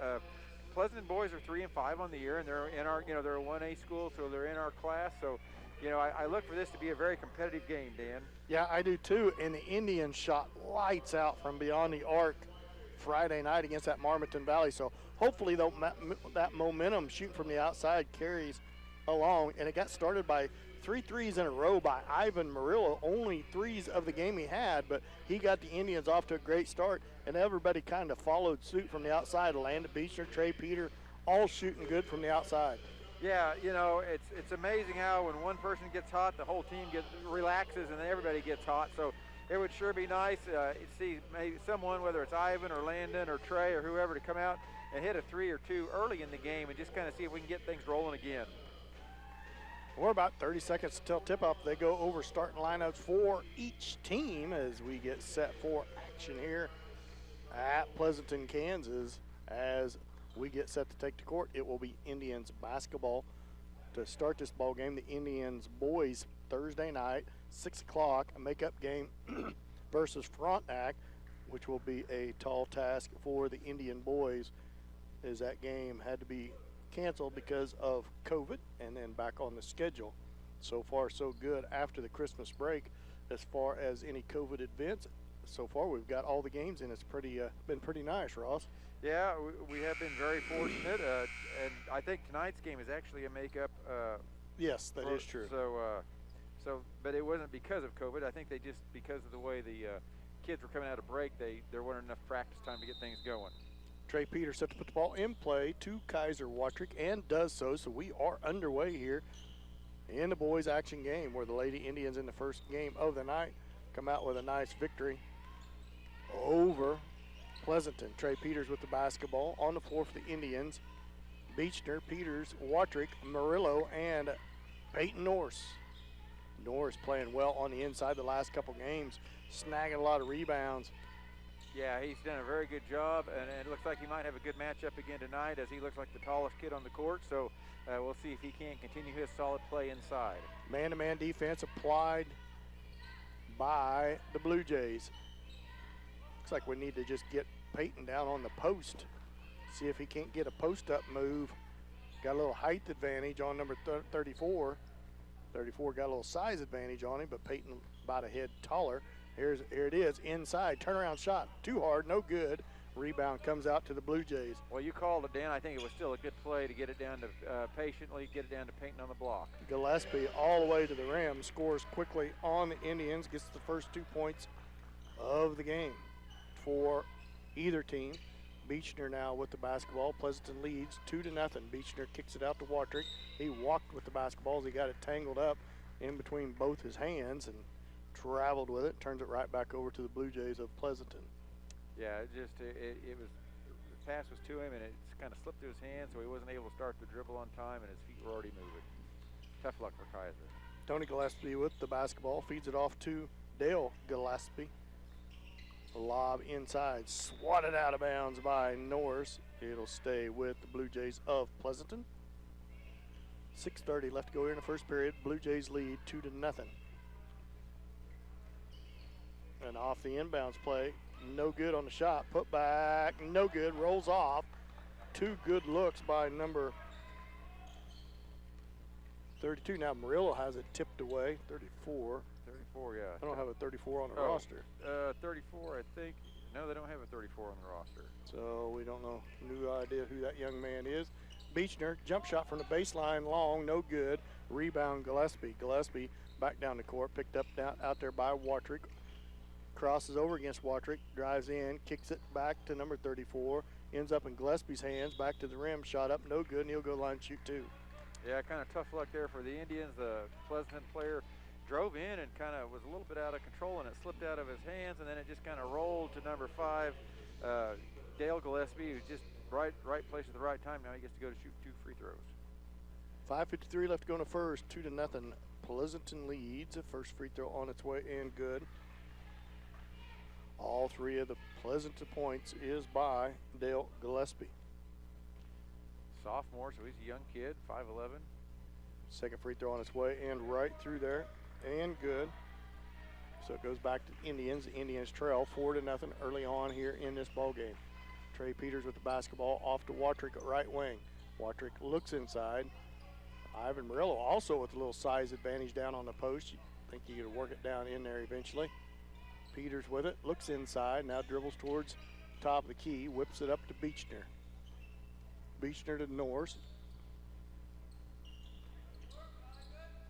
Up top to Watrick, now to Landon Beechner, left wing.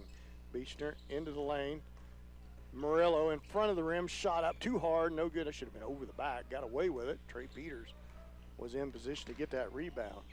Yeah, we haven't scored yet, Dan, but I really like the strategy of just going inside and trying to pound it in 2 out of our possessions. 34 with the score for Pleasanton to give them a 6-0 lead on the good dish by Tony Gillespie as he drove right past the man, dished it to the middle of the floor. Indians yet to get on the board, 4:51. Peters loses it for a second. Crosses over into the lane, left-handed shot, no good, but he's fouled on the floor, so it'll be St. Paul basketball. Maybe the problem, Dan, is we're not shooting any threes. The other night, we couldn't miss from the three-point land. We've got to quit taking this ball in for these short shots in the lane. Dale Gillespie with the foul. First team foul on the Blue Jays. St. Paul basketball. Beechner with the basketball. Out to Murillo. Three-pointer on the way. Well short. No good. Trey Peters with the rebound. Shot. No good, but he's fouled. And he'll go line to shoot 2. Nice job by Trey to stay with it and get that offensive rebound and get the Indians a second chance. And now he goes to the line, and hopefully he'll sink them both.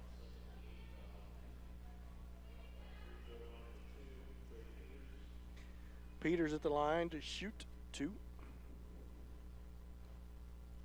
He settles in at the line. It's on its way and good. So first point of the night by the Indian boys, 6-1. Pleasanton up by 5. I think Austin O'Hara's back in the suited up again tonight, Dan. So that should be good. He's a good player off the bench. Yeah, good sign for the Indians. Peters makes both free throws, get the Indians back within 4. Tony Gillespie with the basketball for the Blue Jays. Back up top to Dale Gillespie against Watrick. Kicks it off, pass inside, number 34. Shot up, in and out, no good. Trey Peters with the rebound. Boy, 34's had some tough luck in close, Dan. He's gotten it down there 2 or 3 times, just can't get a roll. You catch a name if the announcer announces it here in a little bit. Down to Murillo. Off to Beechner. Beechner up top to Trey Peters, 6-2.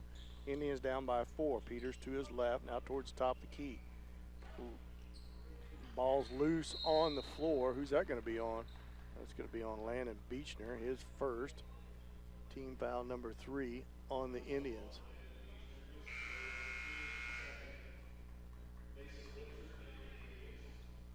Beechner's first. Team foul number 2 on the Indians. Goes back to Pleasanton. 3:56 left to go here in the first period. Indians down by 4, 6-2. Tony Gillespie with the basketball to Dale Gillespie. Now down to the corner, bounce pass inside. Boy, Mason Winter, good shot block by Winter. Back down inside, number 34 with it. Misses it again. He's battling hard. He does a good job of rebounding down in there. Landon Beechner whips it up top to Peters. Now Mason Winter with the basketball. Passes on the 3, feeds it off to Murillo. Down to the corner to Watry. Off to Mason Winter. He throws up a 3 off the iron, no good. Rebound comes out to the Blue Jays. Gillespie with the basketball, crosses over against Watry. Now towards the top of the key. Drops back, pulls up, shoots a 3, no good. Mason Winter with the rebound. Nice. Winter feeds it ahead to Watry. Watry down the baseline, dumps it to Peters. Good dump as Trey Peters with the first 4 points of the night for the Indians, and they're within 2. Yeah, nice job by Kaiser. That was all set up by Kaiser with the drive to the baseline, and when the defense rotated over, he just made the smart dump pass over to Trey, who just laid it right in. Ooh, that was off Pleasanton's foot. Looked to me like Duncan. Or no, excuse me. Who's 24, Ross? 24 for them is Caleb Seacrest. Seacrest with the drive. 3-pointer on the way by Gillespie. Well short, no good. Mason Winter with the rebound. Good job of blocking out by the Indian boys. 2:34 left to go in the first. Winter with the basketball. Now Trey Peters, 3-pointer, top of the key. Ooh, off the rim, no good. Rebound comes out to number 41. I don't have a 41 on the roster either. Yeah, I don't have one of those either. That's a little tough to call a game. Don't know their names. And it's a foul on the floor. That's on number 3, Trey Peters. His first. Third team foul on Indians. Subs into the game for Pleasanton. Number 14. That's Isaiah Bates. Isaiah Bates into the game. As Blue Jays set to put the ball in play. Gillespie with the ball, lobbing in over the top, into the backcourt, chased down by Bates. Up top to Gillespie. Gillespie to his right, feeds it off, back to Bates. Now to Skipper, number 11, to Gillespie, into the lane, floater on the way, off the back iron, no good, gets his own rebound. Put back is good. 8-4, 4-point lead for the Blue Jays. 1:54 left to go in the first. Vincent Smith and Austin O'Hara into the game for the Indians. So on the floor is Winter, Peters, O'Hara, Smith, and Watry. Winter with the basketball. Left wing, looks inside, kicks it up top to Smith. Into O'Hara. O'Hara turnaround shot, short. Mason Winter with the offensive rebound. Put back. Can't get it to go. Rebound Gillespie on the backside. Nice look by Mason on the follow-up. He just couldn't get it to fall. Now shot blocked by Peters. Rebound to Mason Winter. No numbers for the Indians. Let's see what they do. They set up the offense. Trey Peters with the basketball. Feed into O'Hara. Down deep. Loose on the floor. Couple reaches going on. Shot up. No good. Rebound comes out to Gillespie for the Blue Jays. Yeah, Austin's working hard down there. He just can't get any luck on the shot. 3 on the way by the Blue Jays. In and out. No good. Trey Peters with the rebound. 1 minute left to go in the first. 8-4, Blue Jays up by 4. Peters all the way to the rim, layup. Oh, in and out. Halfway down as the ball did everything but go down through the net. Yeah, no way that shouldn't have gone in, but it did. Beechner and Murillo into the game for Trey Peters and Kaiser Watry. 52.9 left to go in the first. 8-4, 4-point lead for the Blue Jays. Indians getting good looks at the basket, Dan. Just can't get anything to fall. Not a lot different than Moran the other night.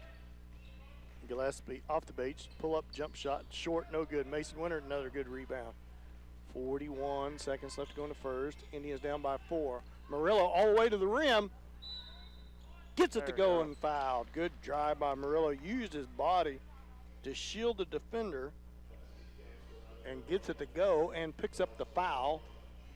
Has a chance to get the Indians within one off this free throw. Yeah, I think we, with Ivan's size down low, I think he could probably do that all night long. He's got quick feet for a big kid. He just needs to, want to try to be aggressive on offense. Free throw rattles out. It's no good. It's 8-6. Indians trail by 2. 28 seconds left to go here in the first period. Bates with it, and that's going to be a walk. Turnover on the Blue Jays, gives it back to the Indians. Mason Winter set to put the ball in play. Well, Ross, you think we'll settle for the last shot? That's not our specialty, Dan. 20 boys and girls.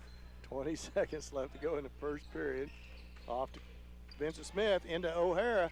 O'Hara spins in front of the rim, has it blocked with 11 seconds left.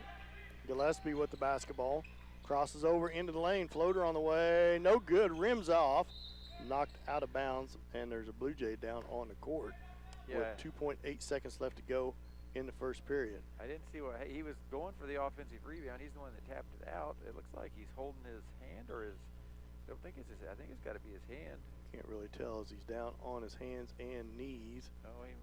Or he bumped his head. He must have bumped his head. Somebody must have took a shot to the eyeball. He gets up, looks to be okay.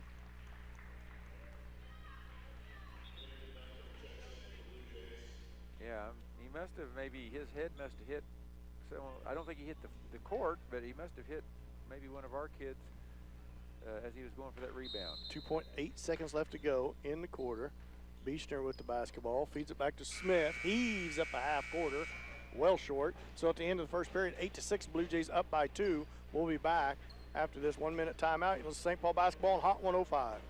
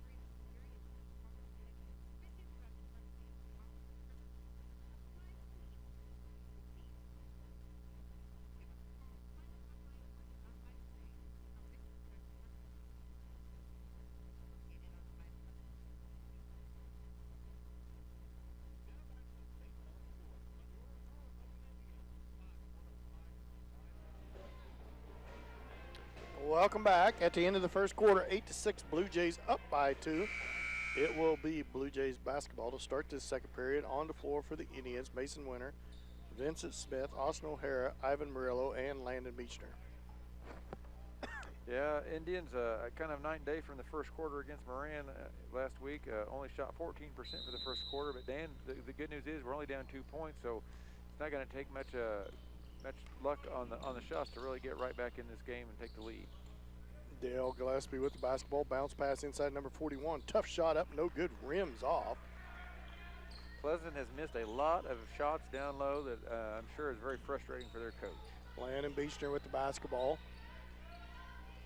Waits for the cutter to come through, holds the basketball. Into the lane, Austin O'Hara. Pull back jump shot, good by O'Hara. Yeah, nice to have him back, Dan, because that's what he can do for you. He just works hard down low all the time. O'Hara gets on the board with his first two. Gillespie all the way in, reverse layup, no good, short. Rebounded number 41, put back, or 34. No, they're going to call foul on the floor. So it's going to be Blue Jays basketball under the rim. That Dale Gillespie, he's quick. He's got a good first step. Yeah, he does have a first quick step, and 34 just works hard constantly down low for the Blue Jays. Peters, Watrick, and Peyton Norris return for the Indians on the floor, along with Murillo and Landon Beechner. 7:14 left to go in a second, tied at 8. Gillespie, or Watrick, saves it inbounds, but it goes right to the Blue Jays. All the way to the rim's number 41. He's fouled it, but he misses a shot. He'll go to the line to shoot 2. Yeah, that's going to be Ivan's first foul of the night.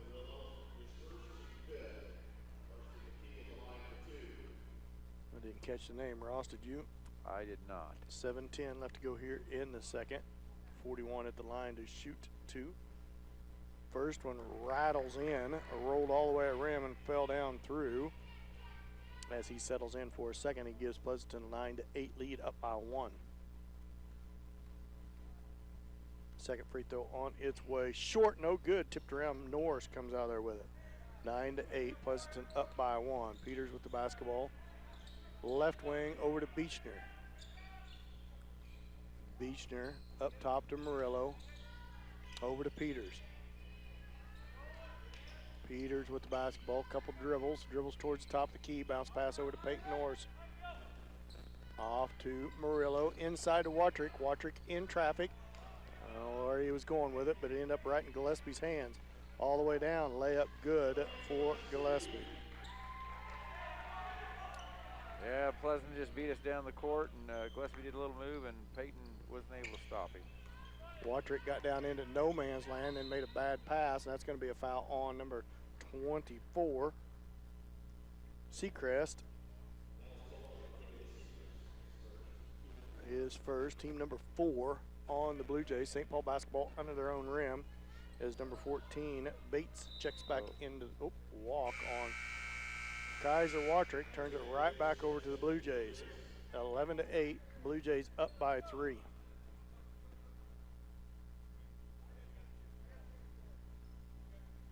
.6:24 left to go in the second period. 3-point lead for the Blue Jays. Indians had fought back and tied the ball game up, but the Blue Jays, with the last 3 points, lead 11-8. Off to right now, steal. Peyton Norris, 1-on-2. No numbers. Norris all the way down. Has it swatted away, but he's going to get a foul. 5th team foul on Pleasanton. And that's going to be on Seacrest. His second, or Gillespie, I mean. His second, team foul number 5. Nice job of Peyton just being aggressive. I don't know if he really wanted to go coast to coast on that, Dan, but they just kind of kept letting him go, and so he finally just tried to split the defenders and got the foul. Lob in over the top to Murillo. Back to Peters. Loses it. Picks it back up. Feeds it off to Murillo. Murillo towards the right.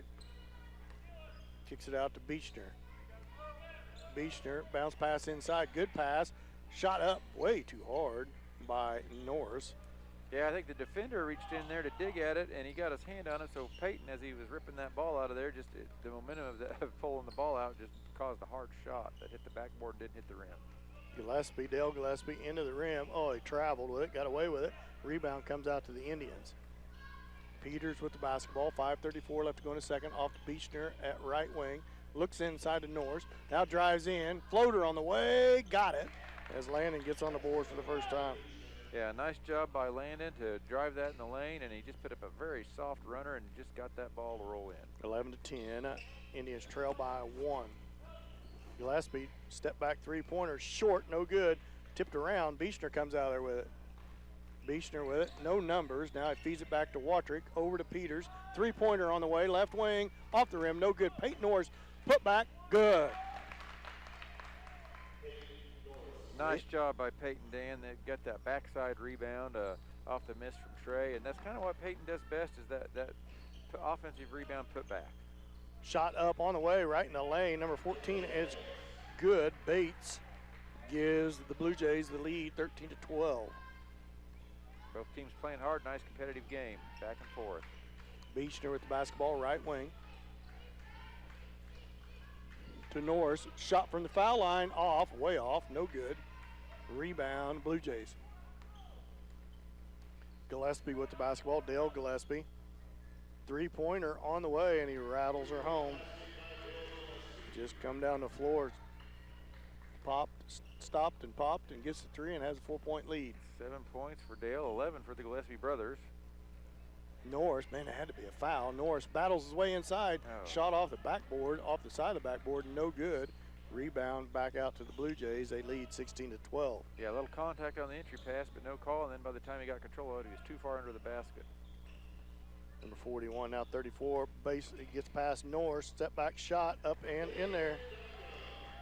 Duncan Now all of a sudden a 6-point lead. The Indians just had a 1-point lead. And they trail by 6-18, and Peters is going to get whistled for the travel and turn it right back over to the Blue Jays with 3:34 left to go in the second period. They trail 18-12. Yeah, after the Indians fought back and took a 1-point lead, the looks like the Pleasanton Blue Jays have scored the last 7 in a row, Dan. Seacrest with the basketball for the Blue Jays. Peters picks him up as he crosses half court off to Dale Gillespie. And almost a steal by Landon. Seacrest all the way in, shot up off the backboard, no good. Gets his own rebound, put back, good. Or Bates, excuse me. He was just kind of Johnny on the spot on that one, Dan. Quick shot by O'Hara, no good, didn't follow his shot. Rebound comes out to Gillespie. Gillespie all the way down. Oh, he traveled, got away with it, and he buries the shot. Yeah, he took a little crow step in there, but no call. And all of a sudden, the Blue Jays up by 10 just like that. One thing about Gillespie, he missed a few shots, but he never quit shooting, and now all of a sudden he's warmed up. And good shot by Peters as he was fouled on the play and didn't get the call. Yeah, that was a good shot by Trey. The Indians really needed a basket there. Pleasanton had been on a run for 9-0, well, 11-0 run, and need to stop the bleeding.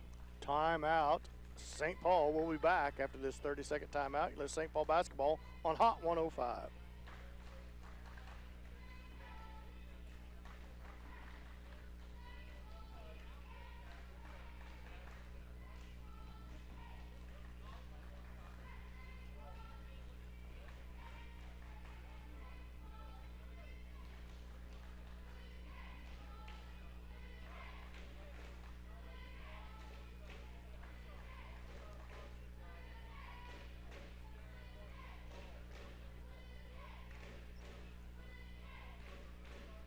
Well, welcome back. 22-14 here in the second period, where the Blue Jays lead by 8 over the Indians of St. Paul.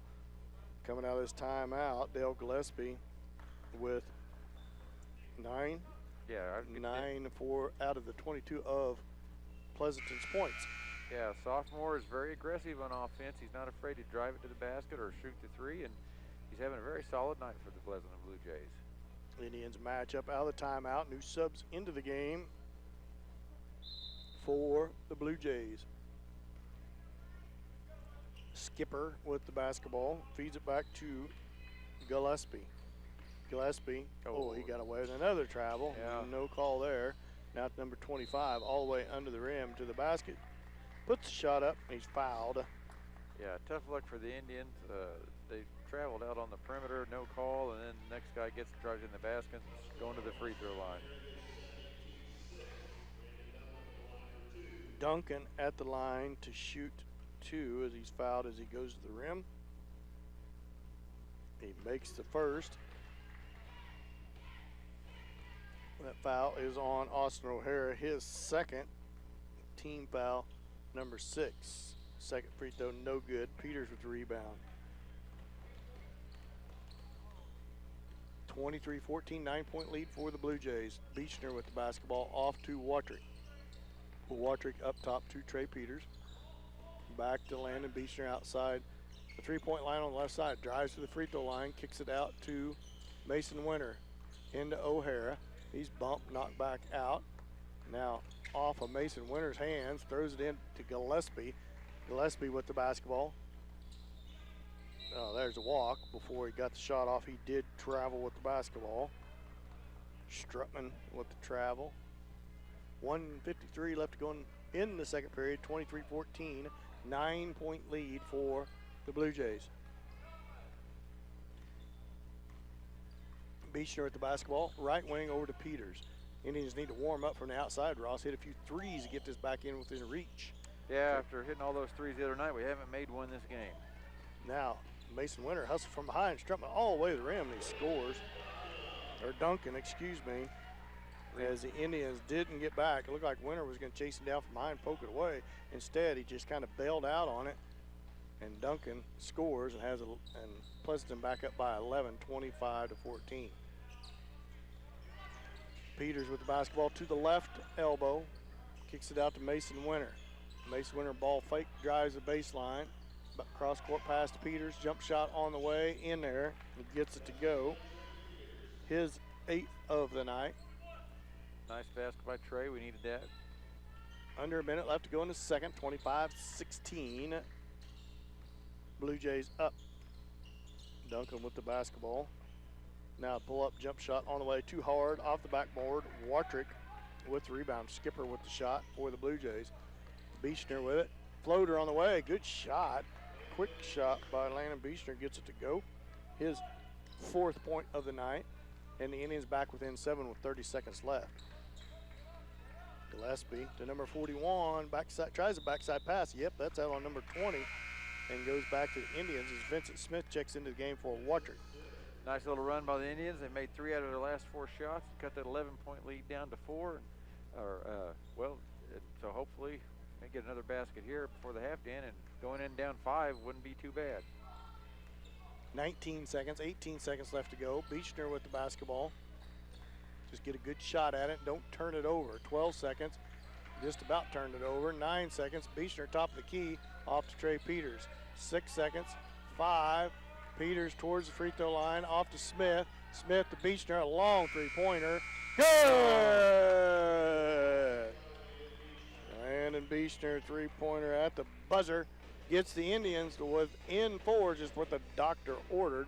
And it was anything but what you would draw up for the last 5 seconds, because he was about 5 feet outside the three-point line. Falling away from the basket at that. Falling away from the basket.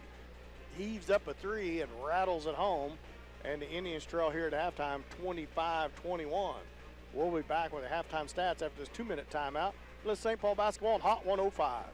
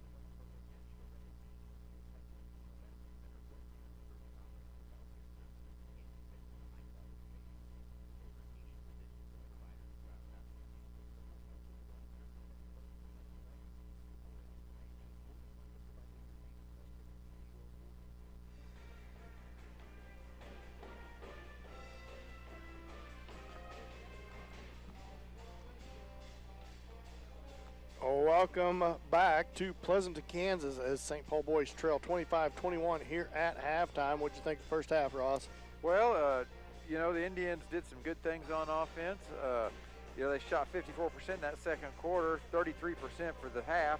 They didn't hit the three-pointers like they did against Moran the other night. Moran, they couldn't miss. Tonight they were 1 for 6 from the three-point land. So a little different strategy for the Indians to score tonight, and that is maybe get the ball down low instead of trying to shoot it up from the outside. But 21 points at the half. We did a nice job of not losing our composure and making a nice run at the end of that second quarter to take 11-point deficit and chip that down to 4. So coming out of the half, we're right back in this ball game. 7:03 left to go here at halftime. Blue Jays lead 25-21. Indians trailed by as many as 11 with just over 2 minutes or just under 2 minutes left to go in that first half. So a nice little 7-0 run by the Indians to get this back within 4. They're in there at halftime. When we come back from this next 2-minute timeout, Ross is going to have all the first half stats for you. We'll be back after this 2-minute timeout. You're listening to St. Paul Basketball on Hot 105.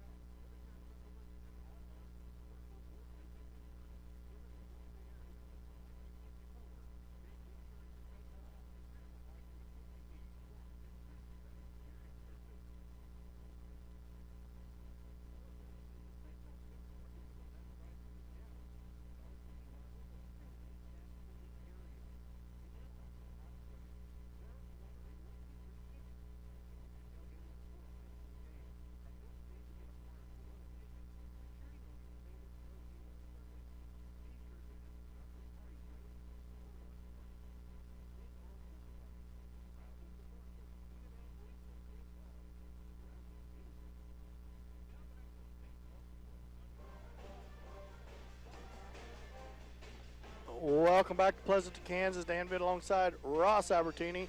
4:25 left to go here in halftime, where the Indians trail 25-21 to the Blue Jays of Pleasanton. Ross, what do you got for first half scoring? Well, Trey Peters and Landon Beechner have led the way with a nice mid-range game by both of them. Trey has 8 points to lead the Indian scores. Landon Beechner's chipped in 7. After that, our 3 post players, Ivan Payton and Austin O'Hara, have each chipped in 2 for the total of 21 points.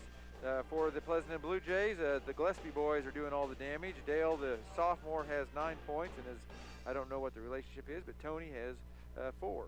So, but nice balanced scoring by the Indians as far as getting 5 guys on the scores on the books, other than Landon and Trey obviously leading the way with 8-7. And Dan, one thing I want to bring up, a little different topic here, but when we cover St. Paul Indian athletics, we sometimes forget, but we got one of the best power lifters in the state, Dan.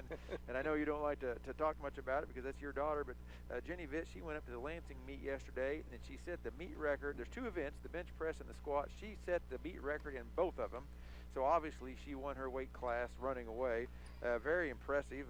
I don't know, since you're there, maybe we could start live streaming those events as well. Yeah, maybe a little Facebook Live or something. Yes. Actually, 3 events, Ross. There's power clean, squat, and bench press. And yes, she did quite well at the Lansing meet. So it was fun to watch, and it was good that they got to compete again. Actually, due to COVID last year, the state meet got canceled. It's usually held at Claflin as far as the Kansas 8-Man Football Association powerlifting event. So she had to miss out on that. And then starting this year was unsure whether anybody would host any, but Lansing put together a good meet, and they kind of split it up, spread everything out, and it was really quite nice, getting for her to be able to compete again. So yeah, thank you very much. Yeah, and it's even more impressive when you consider she's only a sophomore, so she's got a lot of lifting ahead of her. A lot of lifting ahead of her. She so likes to. I'm not sure what I think about women lifting weights, but she's quite good at it, so we'll let her go ahead and go with it. So 2:17 left to go here at halftime, 25-21, as both teams back out on the floor warming up, and we'll see if the Indians, what kind of adjustments they make here at halftime as the Indians trail by 4. We'll be back with the second half after this last 2-minute timeout in the St. Paul Basketball on Hot 105.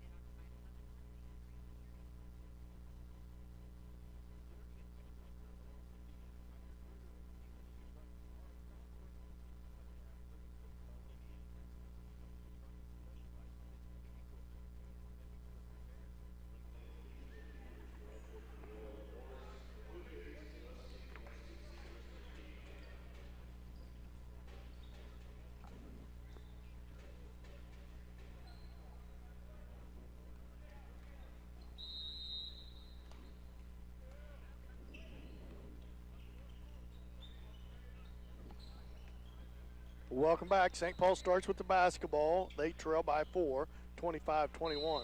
And that's a walk as Peyton kind of knew it once the whistle blew. He stepped back, changed pivot foots, traveled with the basketball. Yeah, not the start you're wanting right out of the gate coming out of halftime, but we'll see what kind of adjustments Coach Weitrick makes, Dan. I think a lot of it is just we got to keep them from getting the ball inside and getting offensive rebounds. They only made 1 3-pointer for the whole half, so all their damage was done inside. Gillespie, tough shot, drive to the rim, gets his own rebound, turnaround, put back, no good. Murillo waits for it, gets the backside rebound. Little opportunity here, fed ahead to Watrick. Ooh, he looked like he might have traveled with it. Got the little runner to go and gets Indians back within 2, 25-23. So a nice little run here as the Indians still battling hard. Yeah, nice runner by Kaiser on the break. And a turnover on the Blue Jays as Austin O'Hara checks into the ball game. Yeah, Indians have a chance after being down 11 to tie it or take the lead here early in the second half. Feed into Landon Beechner. Beechner with the basketball. Crosses the timeline, feeds it off the left wing to Kaiser Watrick into Norris, into the lane, back out to Watrick. Into O'Hara. O'Hara with the ball fake. Feeds it back out to Peters. Outside to Beechner. Nice job of the post players not to force up anything, taking their time, passing it back out. A lot of action in the lane here. Off to O'Hara. Beechner with the basketball. Holds the ball over his head, dribbles towards the elbow, kicks to O'Hara. Back to Beechner. Beechner to the free throw line, back out to O'Hara. Left wing out to Trey Peters. Peters to his left. Now back to the right. Back to the left, drives into the lane. Feeds it out to Beechner. Beechner at the free throw line. Jump shot on the way. Can't get it to go. Peyton Norris, put back no good. If he's fouled, he'll go to the line to shoot 2. Yeah, you know, Peyton seems to have all of his, or most of his luck when he gets that offensive rebound. He's got long arms and a quick step down low, and he does a good job getting those offensive rebounds. Norris at the line to shoot 2. First one on its way and no good as he settles in for his second. Norris settles at the line. 6:20 left to go in the third. 25-23. Blue Jays up by 2. Now 1 as Norris hits his second. Little forecourt pressure applied by the Indians here. See what happens here. They don't want to give up any easy points. Gillespie gets right past 1. There's an offensive foul. And that's his third on Dale Gillespie. First or second team foul. Yeah, I got him down for, that's the first, but I won't argue if they want to say it's our second. Oh, okay, team foul. Yeah. Peters with the basketball for the Blue Jays. 25-24. Indians trail by 1. Feed into O'Hara, loses it, picks it back up at the baseline. Battles in there, gets it knocked away. Now Peters for 3, short, no good. And a long rebound comes out to the Blue Jays. Fed ahead to Seacrest. Seacrest, and now a 3-pointer. He can't let him have that as Peters, he misses it. Peters with the rebound. Don't want him to get any open looks because he will warm up. Peters with the shot, and he gives the Indians a 1-point lead. Nice job by Trey. We kind of fast break down the court, and he just did a nice job of shooting that shot in rhythm and getting it to fall. Gillespie ball fake, drives the baseline, feeds it. Oh, that's a walk. Got away with it, misses it. Rebound comes out to the Indians as Coach Watrick wants the Indians to pick up the pace. Trey Peters with the basketball, hands it off to Watrick. Watrick inside. Peyton Norris turnaround jump shot, can't get it to go. Rebound comes out to Seacrest. Seacrest feeds it to Gillespie. Need to get help back, and do. Gillespie, Peters on Gillespie. Shot from the free throw line, short, no good. Peters with the rebound. Peters feeds it off to Landon Beechner. Beechner, right wing with it. Step backs beyond the 3-point line. Now drives the baseline, open lane. Rolls across the rim, all the way across the rim. And need to use the backboard there as the Indians cling to a 1-point lead. 4:45 left to go here in the third. Boy, it looked like another travel. Got away with it. Now Seacrest to the rim. Good bounce pass underneath to number 41, McKee, and he scores. Yeah, nice job by Pleasanton. Just a good dribble penetration, and then a dish off when the defense collapsed on the dribbler. Trey Peters with the basketball. Off to Landon Beechner. Beechner holds the ball over his head. Austin O'Hara now with it. Off to Peters, 27-26. Pleasanton up by 1 pound. Pass inside to Norris. Turnaround shot. Smooth like butter. Right through there by Peyton Norris. And it gives the Indians a 1-point lead, 28-27. Yeah, 3 points for Peyton this half. A nice start for him to the third quarter. All the way to the rim. Gillespie, no good. That's got to be over the back. Don't call it. It's out on Pleasanton, so it'll stay with the Indians. Murillo and Winter back into the game for the Indians. It's going to be a timeout. Blue Jays will take a timeout. We'll go ahead and take a 30-second timeout. Let's St. Paul basketball on Hot 105.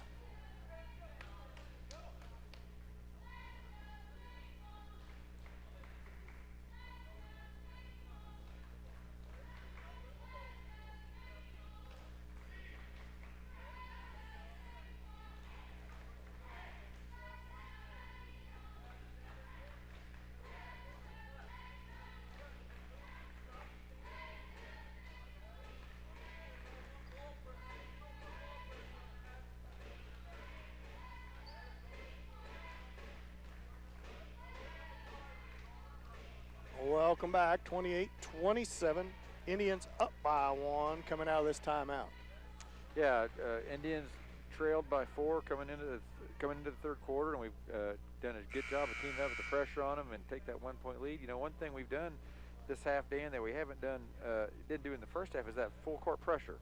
And you know, I know we've got at least 1 turnover off that, if not 2. So nice adjustment by Keith at halftime. Yeah, and you know, a lot of times, Ross, it's not that you create a lot of turnovers, but maybe it's just the energy you get out of the full court press, unless somebody just breaks it and starts scoring on you, know. And that's exactly what the Indians seem to do. It got them a little more energy and playing a little faster and a little looser. Yeah, and even if you don't get the turnover, sometimes you cause the other team to rush their shot on the offensive end too. 3:46 left to go in the third. Indians up by 1, possession of the basketball. Peters drives the baseline all the way in, shot up short, gets his own rebound. Put back, tough shot, no good, and no foul called. Coach Wadrick not a bit happy because I thought he got fouled on both shots. Gillespie towards the rim, shot up, can't get it to go, rebound, backside, Mason Winter. Yeah, you know, I like Landon and Trey. Oh, three-pointer on the way by Beechner, no good. Rebound comes out to number 14 for Bates for the Blue Jays. Yeah, I like Landon and Trey. Landon's got a quickness advantage, and Trey's got a height advantage on his guys. I think that's something we can exploit, is just let our guards drive the basket in. Bates scores as he gets around the screen and gives Pleasanton a 1-point lead, 29-28. On the floor for the Indians, Beechner, Peters, Wadrick, Murillo, and Winter. Peters again, a little floater on the way, no good, but he's fouled and he'll go line and shoot 2. Yeah, nice. Go ahead, Dan. As Peters settles in at the line. Yeah, Ross, Saturday it was quite interesting at that meet. Jenny set the squat record at 305 pounds, Ross. That's impressive, Dan. Peters at the line to shoot 2. First free throw rolls off, no good, just rolls off. How many competitors would she have competed against in that approximately? There was 17 in her weight class. There was over 100 girls there lifting. And they're not dividing that up by classification. It's just weight class only, right? It's just weight class only, yes. So that was that was an open meet. So anybody in high school in the state of Kansas could have came to it. There was a lot of big schools there, like Baser Linwood, Bonner Springs, Lansing, Piper. It was up at Lansing, so it was a very nice facility too. Yeah, not your typical 1A. No. Steal by Beechner, 29-29, tied up. Beechner comes down, kicks it back up to Murillo, over to Peters. Down to the corner to Mason Winter. Winter to Murillo. Murillo, ooh, man, looked like he traveled. Got away with it. Now to Beechner, jump shot on the way. Off, no good. Tipped around, controlled by the Blue Jays. Good ball game here, Ross. Yeah, very competitive. Both teams are evenly matched, and it's fun to watch. Just like to see the Indians start to warm up just a little bit. They've had a good run, playing a lot better defense holding the Blue Jays here. Yeah, only made 2 shots this quarter. A three-pointer on the way by Skipper and gives the Blue Jays 3-point lead. His first points of the game. Yeah, you'd want blocked as Winter went hard to the basket, got it blocked. He's a little crippled up all the way down. Gillespie all the way to the rim. Nobody stops him. And he scores, and all of a sudden it's a 5-point lead for the Blue Jays. I was getting ready to say you'd want the Indians try to get a little bit of a lead or hold the lead with Gillespie on the bench, and right back to the scores table he comes because he had 3 fouls. Trey Peters gets whistled for the charge. That's, you know, it might have been a charge. I couldn't tell from my angle, but it was a nice aggressive drive by Trey. And you know what? I think I would trade the aggressive offensive move by Trey for the foul any night of the week, because I think Trey has an advantage over their team as far as his height in the lane. 1:19 left to go in the third. 34-29, 5-point lead for the Blue Jays. They have possession of the basketball. Dale Gillespie back into the game for the Blue Jays. Gillespie with the basketball, hands it off, and now a steal by Beechner. Beechner on the breakaway gets it to go, and it did look like he maybe touched it with both hands. So a 3-point lead for the Indians. They need a few more turnovers against the Blue Jays. 34-31, 3-point lead. Watrick almost at steal. Gillespie, oh, he traveled with it. He gets whistled for the travels. He jump stop in the middle of the lane. Yes, he did. Yeah. Looked to me like he traveled, and Gillespie down on the floor. He got hit in the head, but he got hit in the head after he traveled, so he didn't get the foul call on that. As goes back to the Indians, he's up and all right. 34-31, 3-point lead, 52 seconds left to go here in the third. Kaiser Watrick with the basketball. Little pressure at half court by the Blue Jays. Mason Winter with it to the right against Gillespie, and Gillespie takes it away. Oops, oh, they're going to be out of bounds off of Gillespie. Didn't know if he's going to whistle a foul or if it just went out on the Blue Jays. Mason Winter set to put the ball in play for the Indians of St. Paul. Into Landon Beechner. Beechner drives the baseline, feeds it back to Murillo. Murillo going to get whistled for the travel. Turns it back over to the Blue Jays. Blue Jays lead 34-31, 34.6 seconds left to go here in the third period. Need a good defensive stand here, Dan. Don't want to let this lead get back to 5 or 6. Gillespie with the basketball for the Blue Jays. Just under 30 seconds left to go. Now a 3-pointer on the way, off the rim, no good. Lets it go out of bounds. It's going to go back to the Indians. 20.9 seconds left to go in the third. Austin O'Hare, Trey Peters, and Peyton Norris back in the ballgame for the Indians. Stays on the floor with them. Kaiser Watrick and Landon Beechner.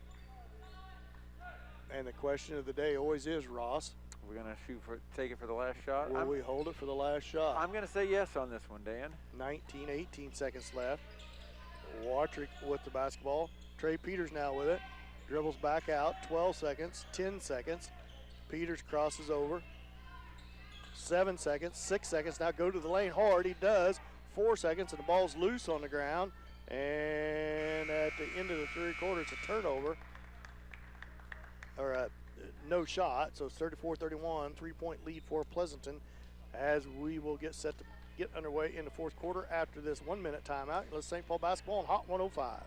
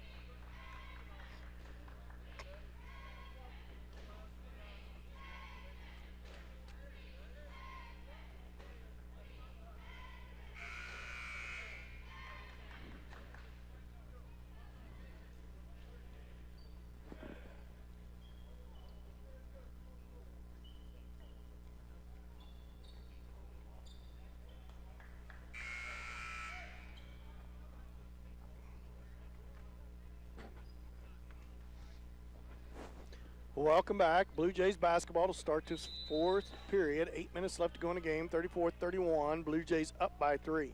Yeah, let's see if the young Indians can play a good fourth quarter and pull this one out. Gillespie right wing with it. Feeds it to Gillespie. Drives all the way in right past Peters. Partially blocked. That's a walk. Young is going to get the foul called instead. He's going to go to the line to shoot two is number 41, McKee. Peyton Norris's first foul in the evening. Last couple of games, Peyton has gotten into a little foul trouble, so it's nice to see him playing solid defense and not reaching or fouling tonight. McKee misses the first, stays at a 3-point lead, 34-31 for the Blue Jays. Norris's first, team foul, number just 2 on the Indians. Second free throw on its way, off, no good. Oh, how's that not over the back? Got to back into him as O'Hara upset with himself not getting McKee. That should have been a walk too. Instead, he gets the layup. Dale Gillespie gets away with a travel, scores. Not real sure how that wasn't a travel. 36-31, 5-point lead. Now O'Hara can't handle the pass inside, turns it back over to the Blue Jays.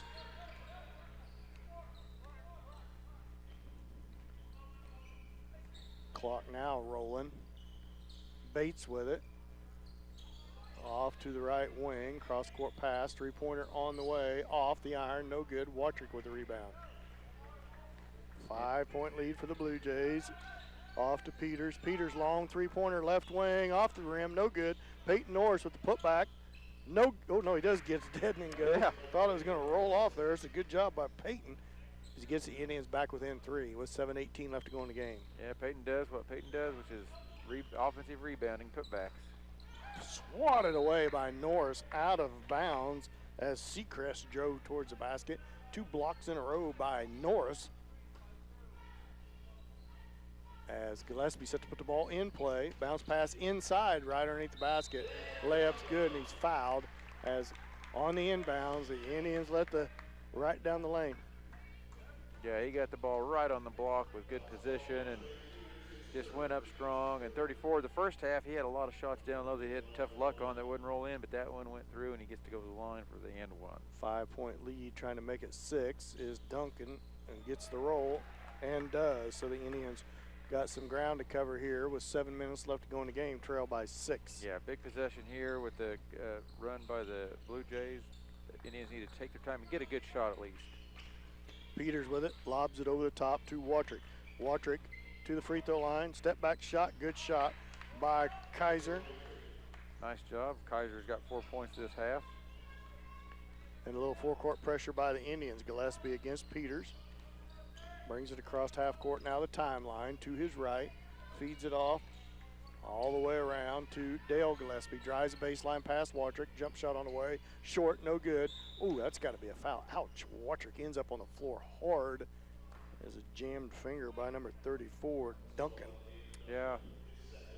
Second on him. Team foul number 4 as Murillo comes back to the scores table for the Indians. Go check back in for Austin O'Hara. 39-35. Indians have a chance to chip away at this Pleasanton lead. Pleasanton up by 4. 6:26 left to go in the game. Man-to-man defense applied by Pleasanton. Pretty much played it the whole way here. Yeah, I don't know if they've gone zone at all tonight, Dan. Neither team has. Peters with the basketball out to Watrick. Watrick to the free throw line again. Feeds it back to Norris. Good feed. Can't get it to go. Put back. No good. Misses them both. Fights for the ball on the ground. It's loose, and it's going to be a jump ball, and it's going to stay with the Indians on possession there. Yeah. That might have been a little frustration off of Norris missing both shots, but he dove on the floor after the basketball and got the Indians possession of the basketball back when it looked like they was going to lose it. Yeah, nice job by Kaiser with the dribble penetration dish off to Peyton, and he just 2 shots, couldn't get him to fall, and a little frustration, but luckily he didn't get the frustration foul. He got the jump ball. Watrick with the basketball.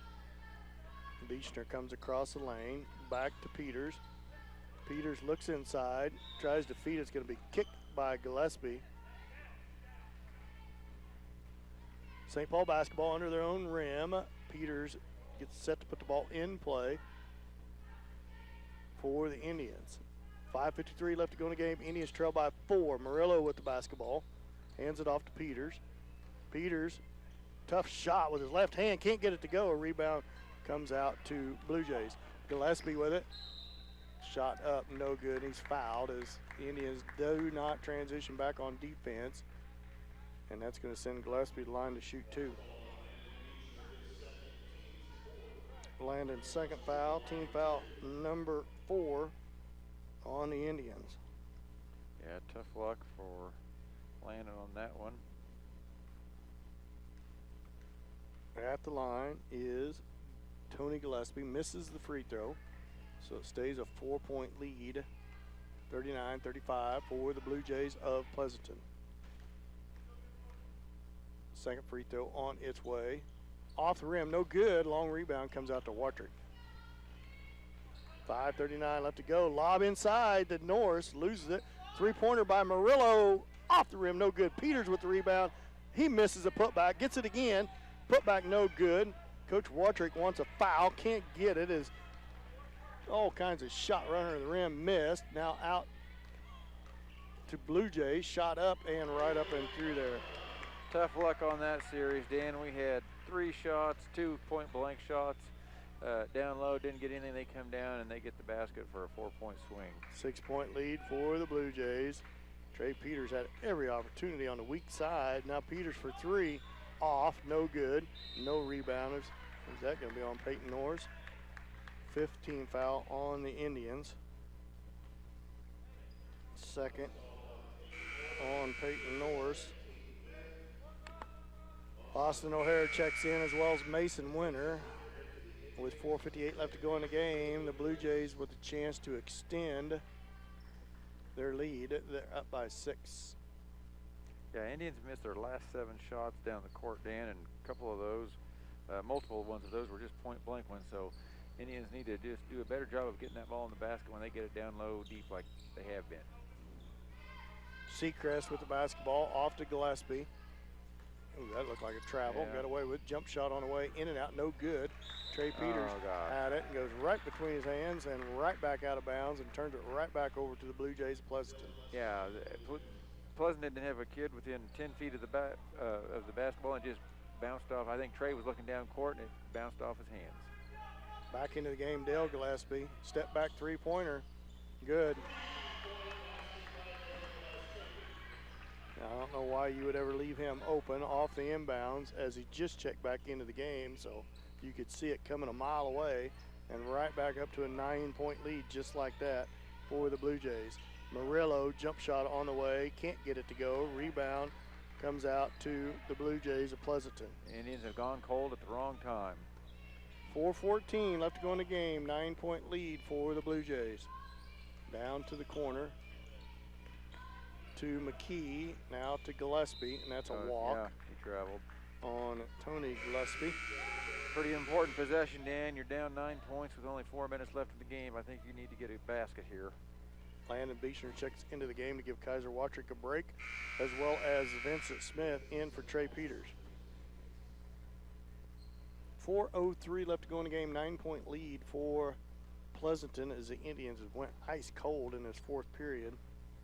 Yeah, I think Landon's got a quickness advantage. I think I would just clear out and let him go one-on-one with his defender. Bounce pass inside to Murillo. Spin in front of the rim. Can't get it to go. Ivans missed 2 or 3 shots from 10 foot and in and just can't quite get to roll. And it's a carry on Gillespie. Turns it back over to the Blue Jays. Yeah, Indians got a shot. They won it. Ivan point-blank range. He did a nice job posting up his player. Just could not get the roll. 44-35, Pleasanton up by 9 with 3:41 left to go in the game. Indians need to score and create some turnovers, need to score pretty quick. It's going to take a few possessions for him to get back in this game. Beechner with the basketball, looks inside, kicks back up top, around to Vincent Smith. Smith to the right, back up to O'Hara, to Beechner. Beechner drives towards the elbow, kicks it out to Smith, up top to O'Hara. 3-pointer by him, not even close, short. Vincent Smith tries to save it inbounds and gives it right back to the Blue Jays. Yeah, Austin, I don't think he wanted to shoot that 3, but we've just been running the offense and not getting any shots up, and we've only got 3 minutes left. I think someone had to put one up. 3:12 left to go in the game, 44-35, 9-point lead for the Blue Jays. Gillespie, long three-pointer by him, and he gets it. Yeah, it's going to be tough to come back from that one, Dan. He was about 4 feet behind the line when he shot that one. 12-point lead for Pleasanton. Off to Beechner. Tries to answer with his own three. Can't get it to go. Rebound, Pleasanton. 11 misses for Indians, or 11 misses in a row for the Indians, which has let this lead build up to 12. Smith on Dale Gillespie. Feeds it off to Tony Gillespie. Back. And another three on the way, and good. Oh, he's feeling it now. That's 3 threes in a row for Dale Gillespie. Little slow start to the second half, but he's hit 9 straight. 30-second timeout. Coach Wattrick will be back after this 30-second timeout. Let's St. Paul basketball on Hot 105.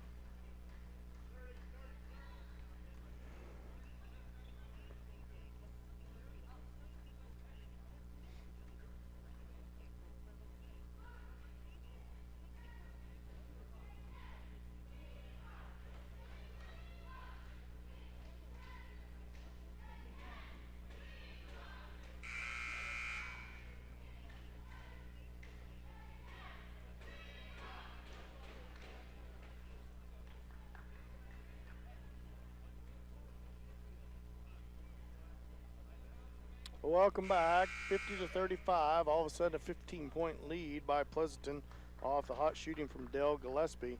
Even with the lead, you'd think they would want to run the offense, but he's come down twice in a row. Just stepped back, took long range threes, and buried his third in a row. So I guess when you're feeling it, you're feeling it.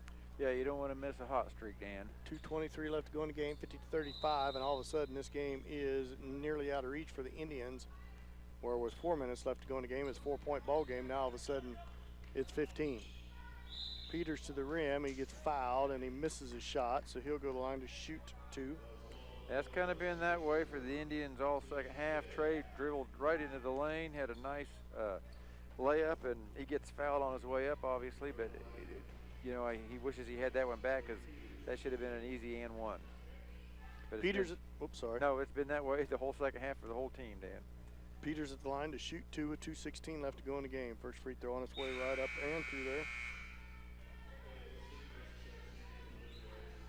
Seacrest checks back in for the Blue Jays. Peters at the line for his second. On the way and in and out, no good. Austin O'Hara with the rebound, put back, good. Nice job by Austin to just keep fighting for that. Blue Jays basketball. Gillespie with it. He gets it to go and he's fouled. All you got to do is turn around and spread your feet out, Peyton. Instead, he turned sideways. Gillespie ran into him, but Norris unwilling to take the charge, and Gillespie gets the layup and the foul.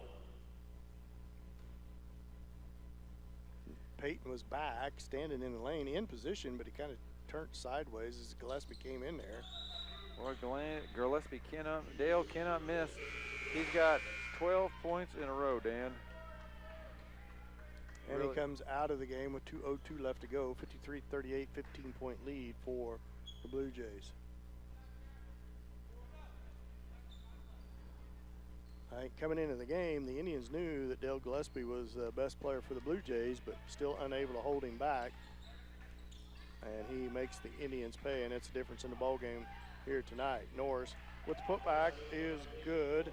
Indians still playing hard here, as it's not going to get any easier for the Indians. Oh, somehow number 41 got in between all of that mess and caught it. Throws up a wild underhanded shot, does McKee, and gets it to go. Don't ask me how. That was a walk on Kaiser. He got away with it.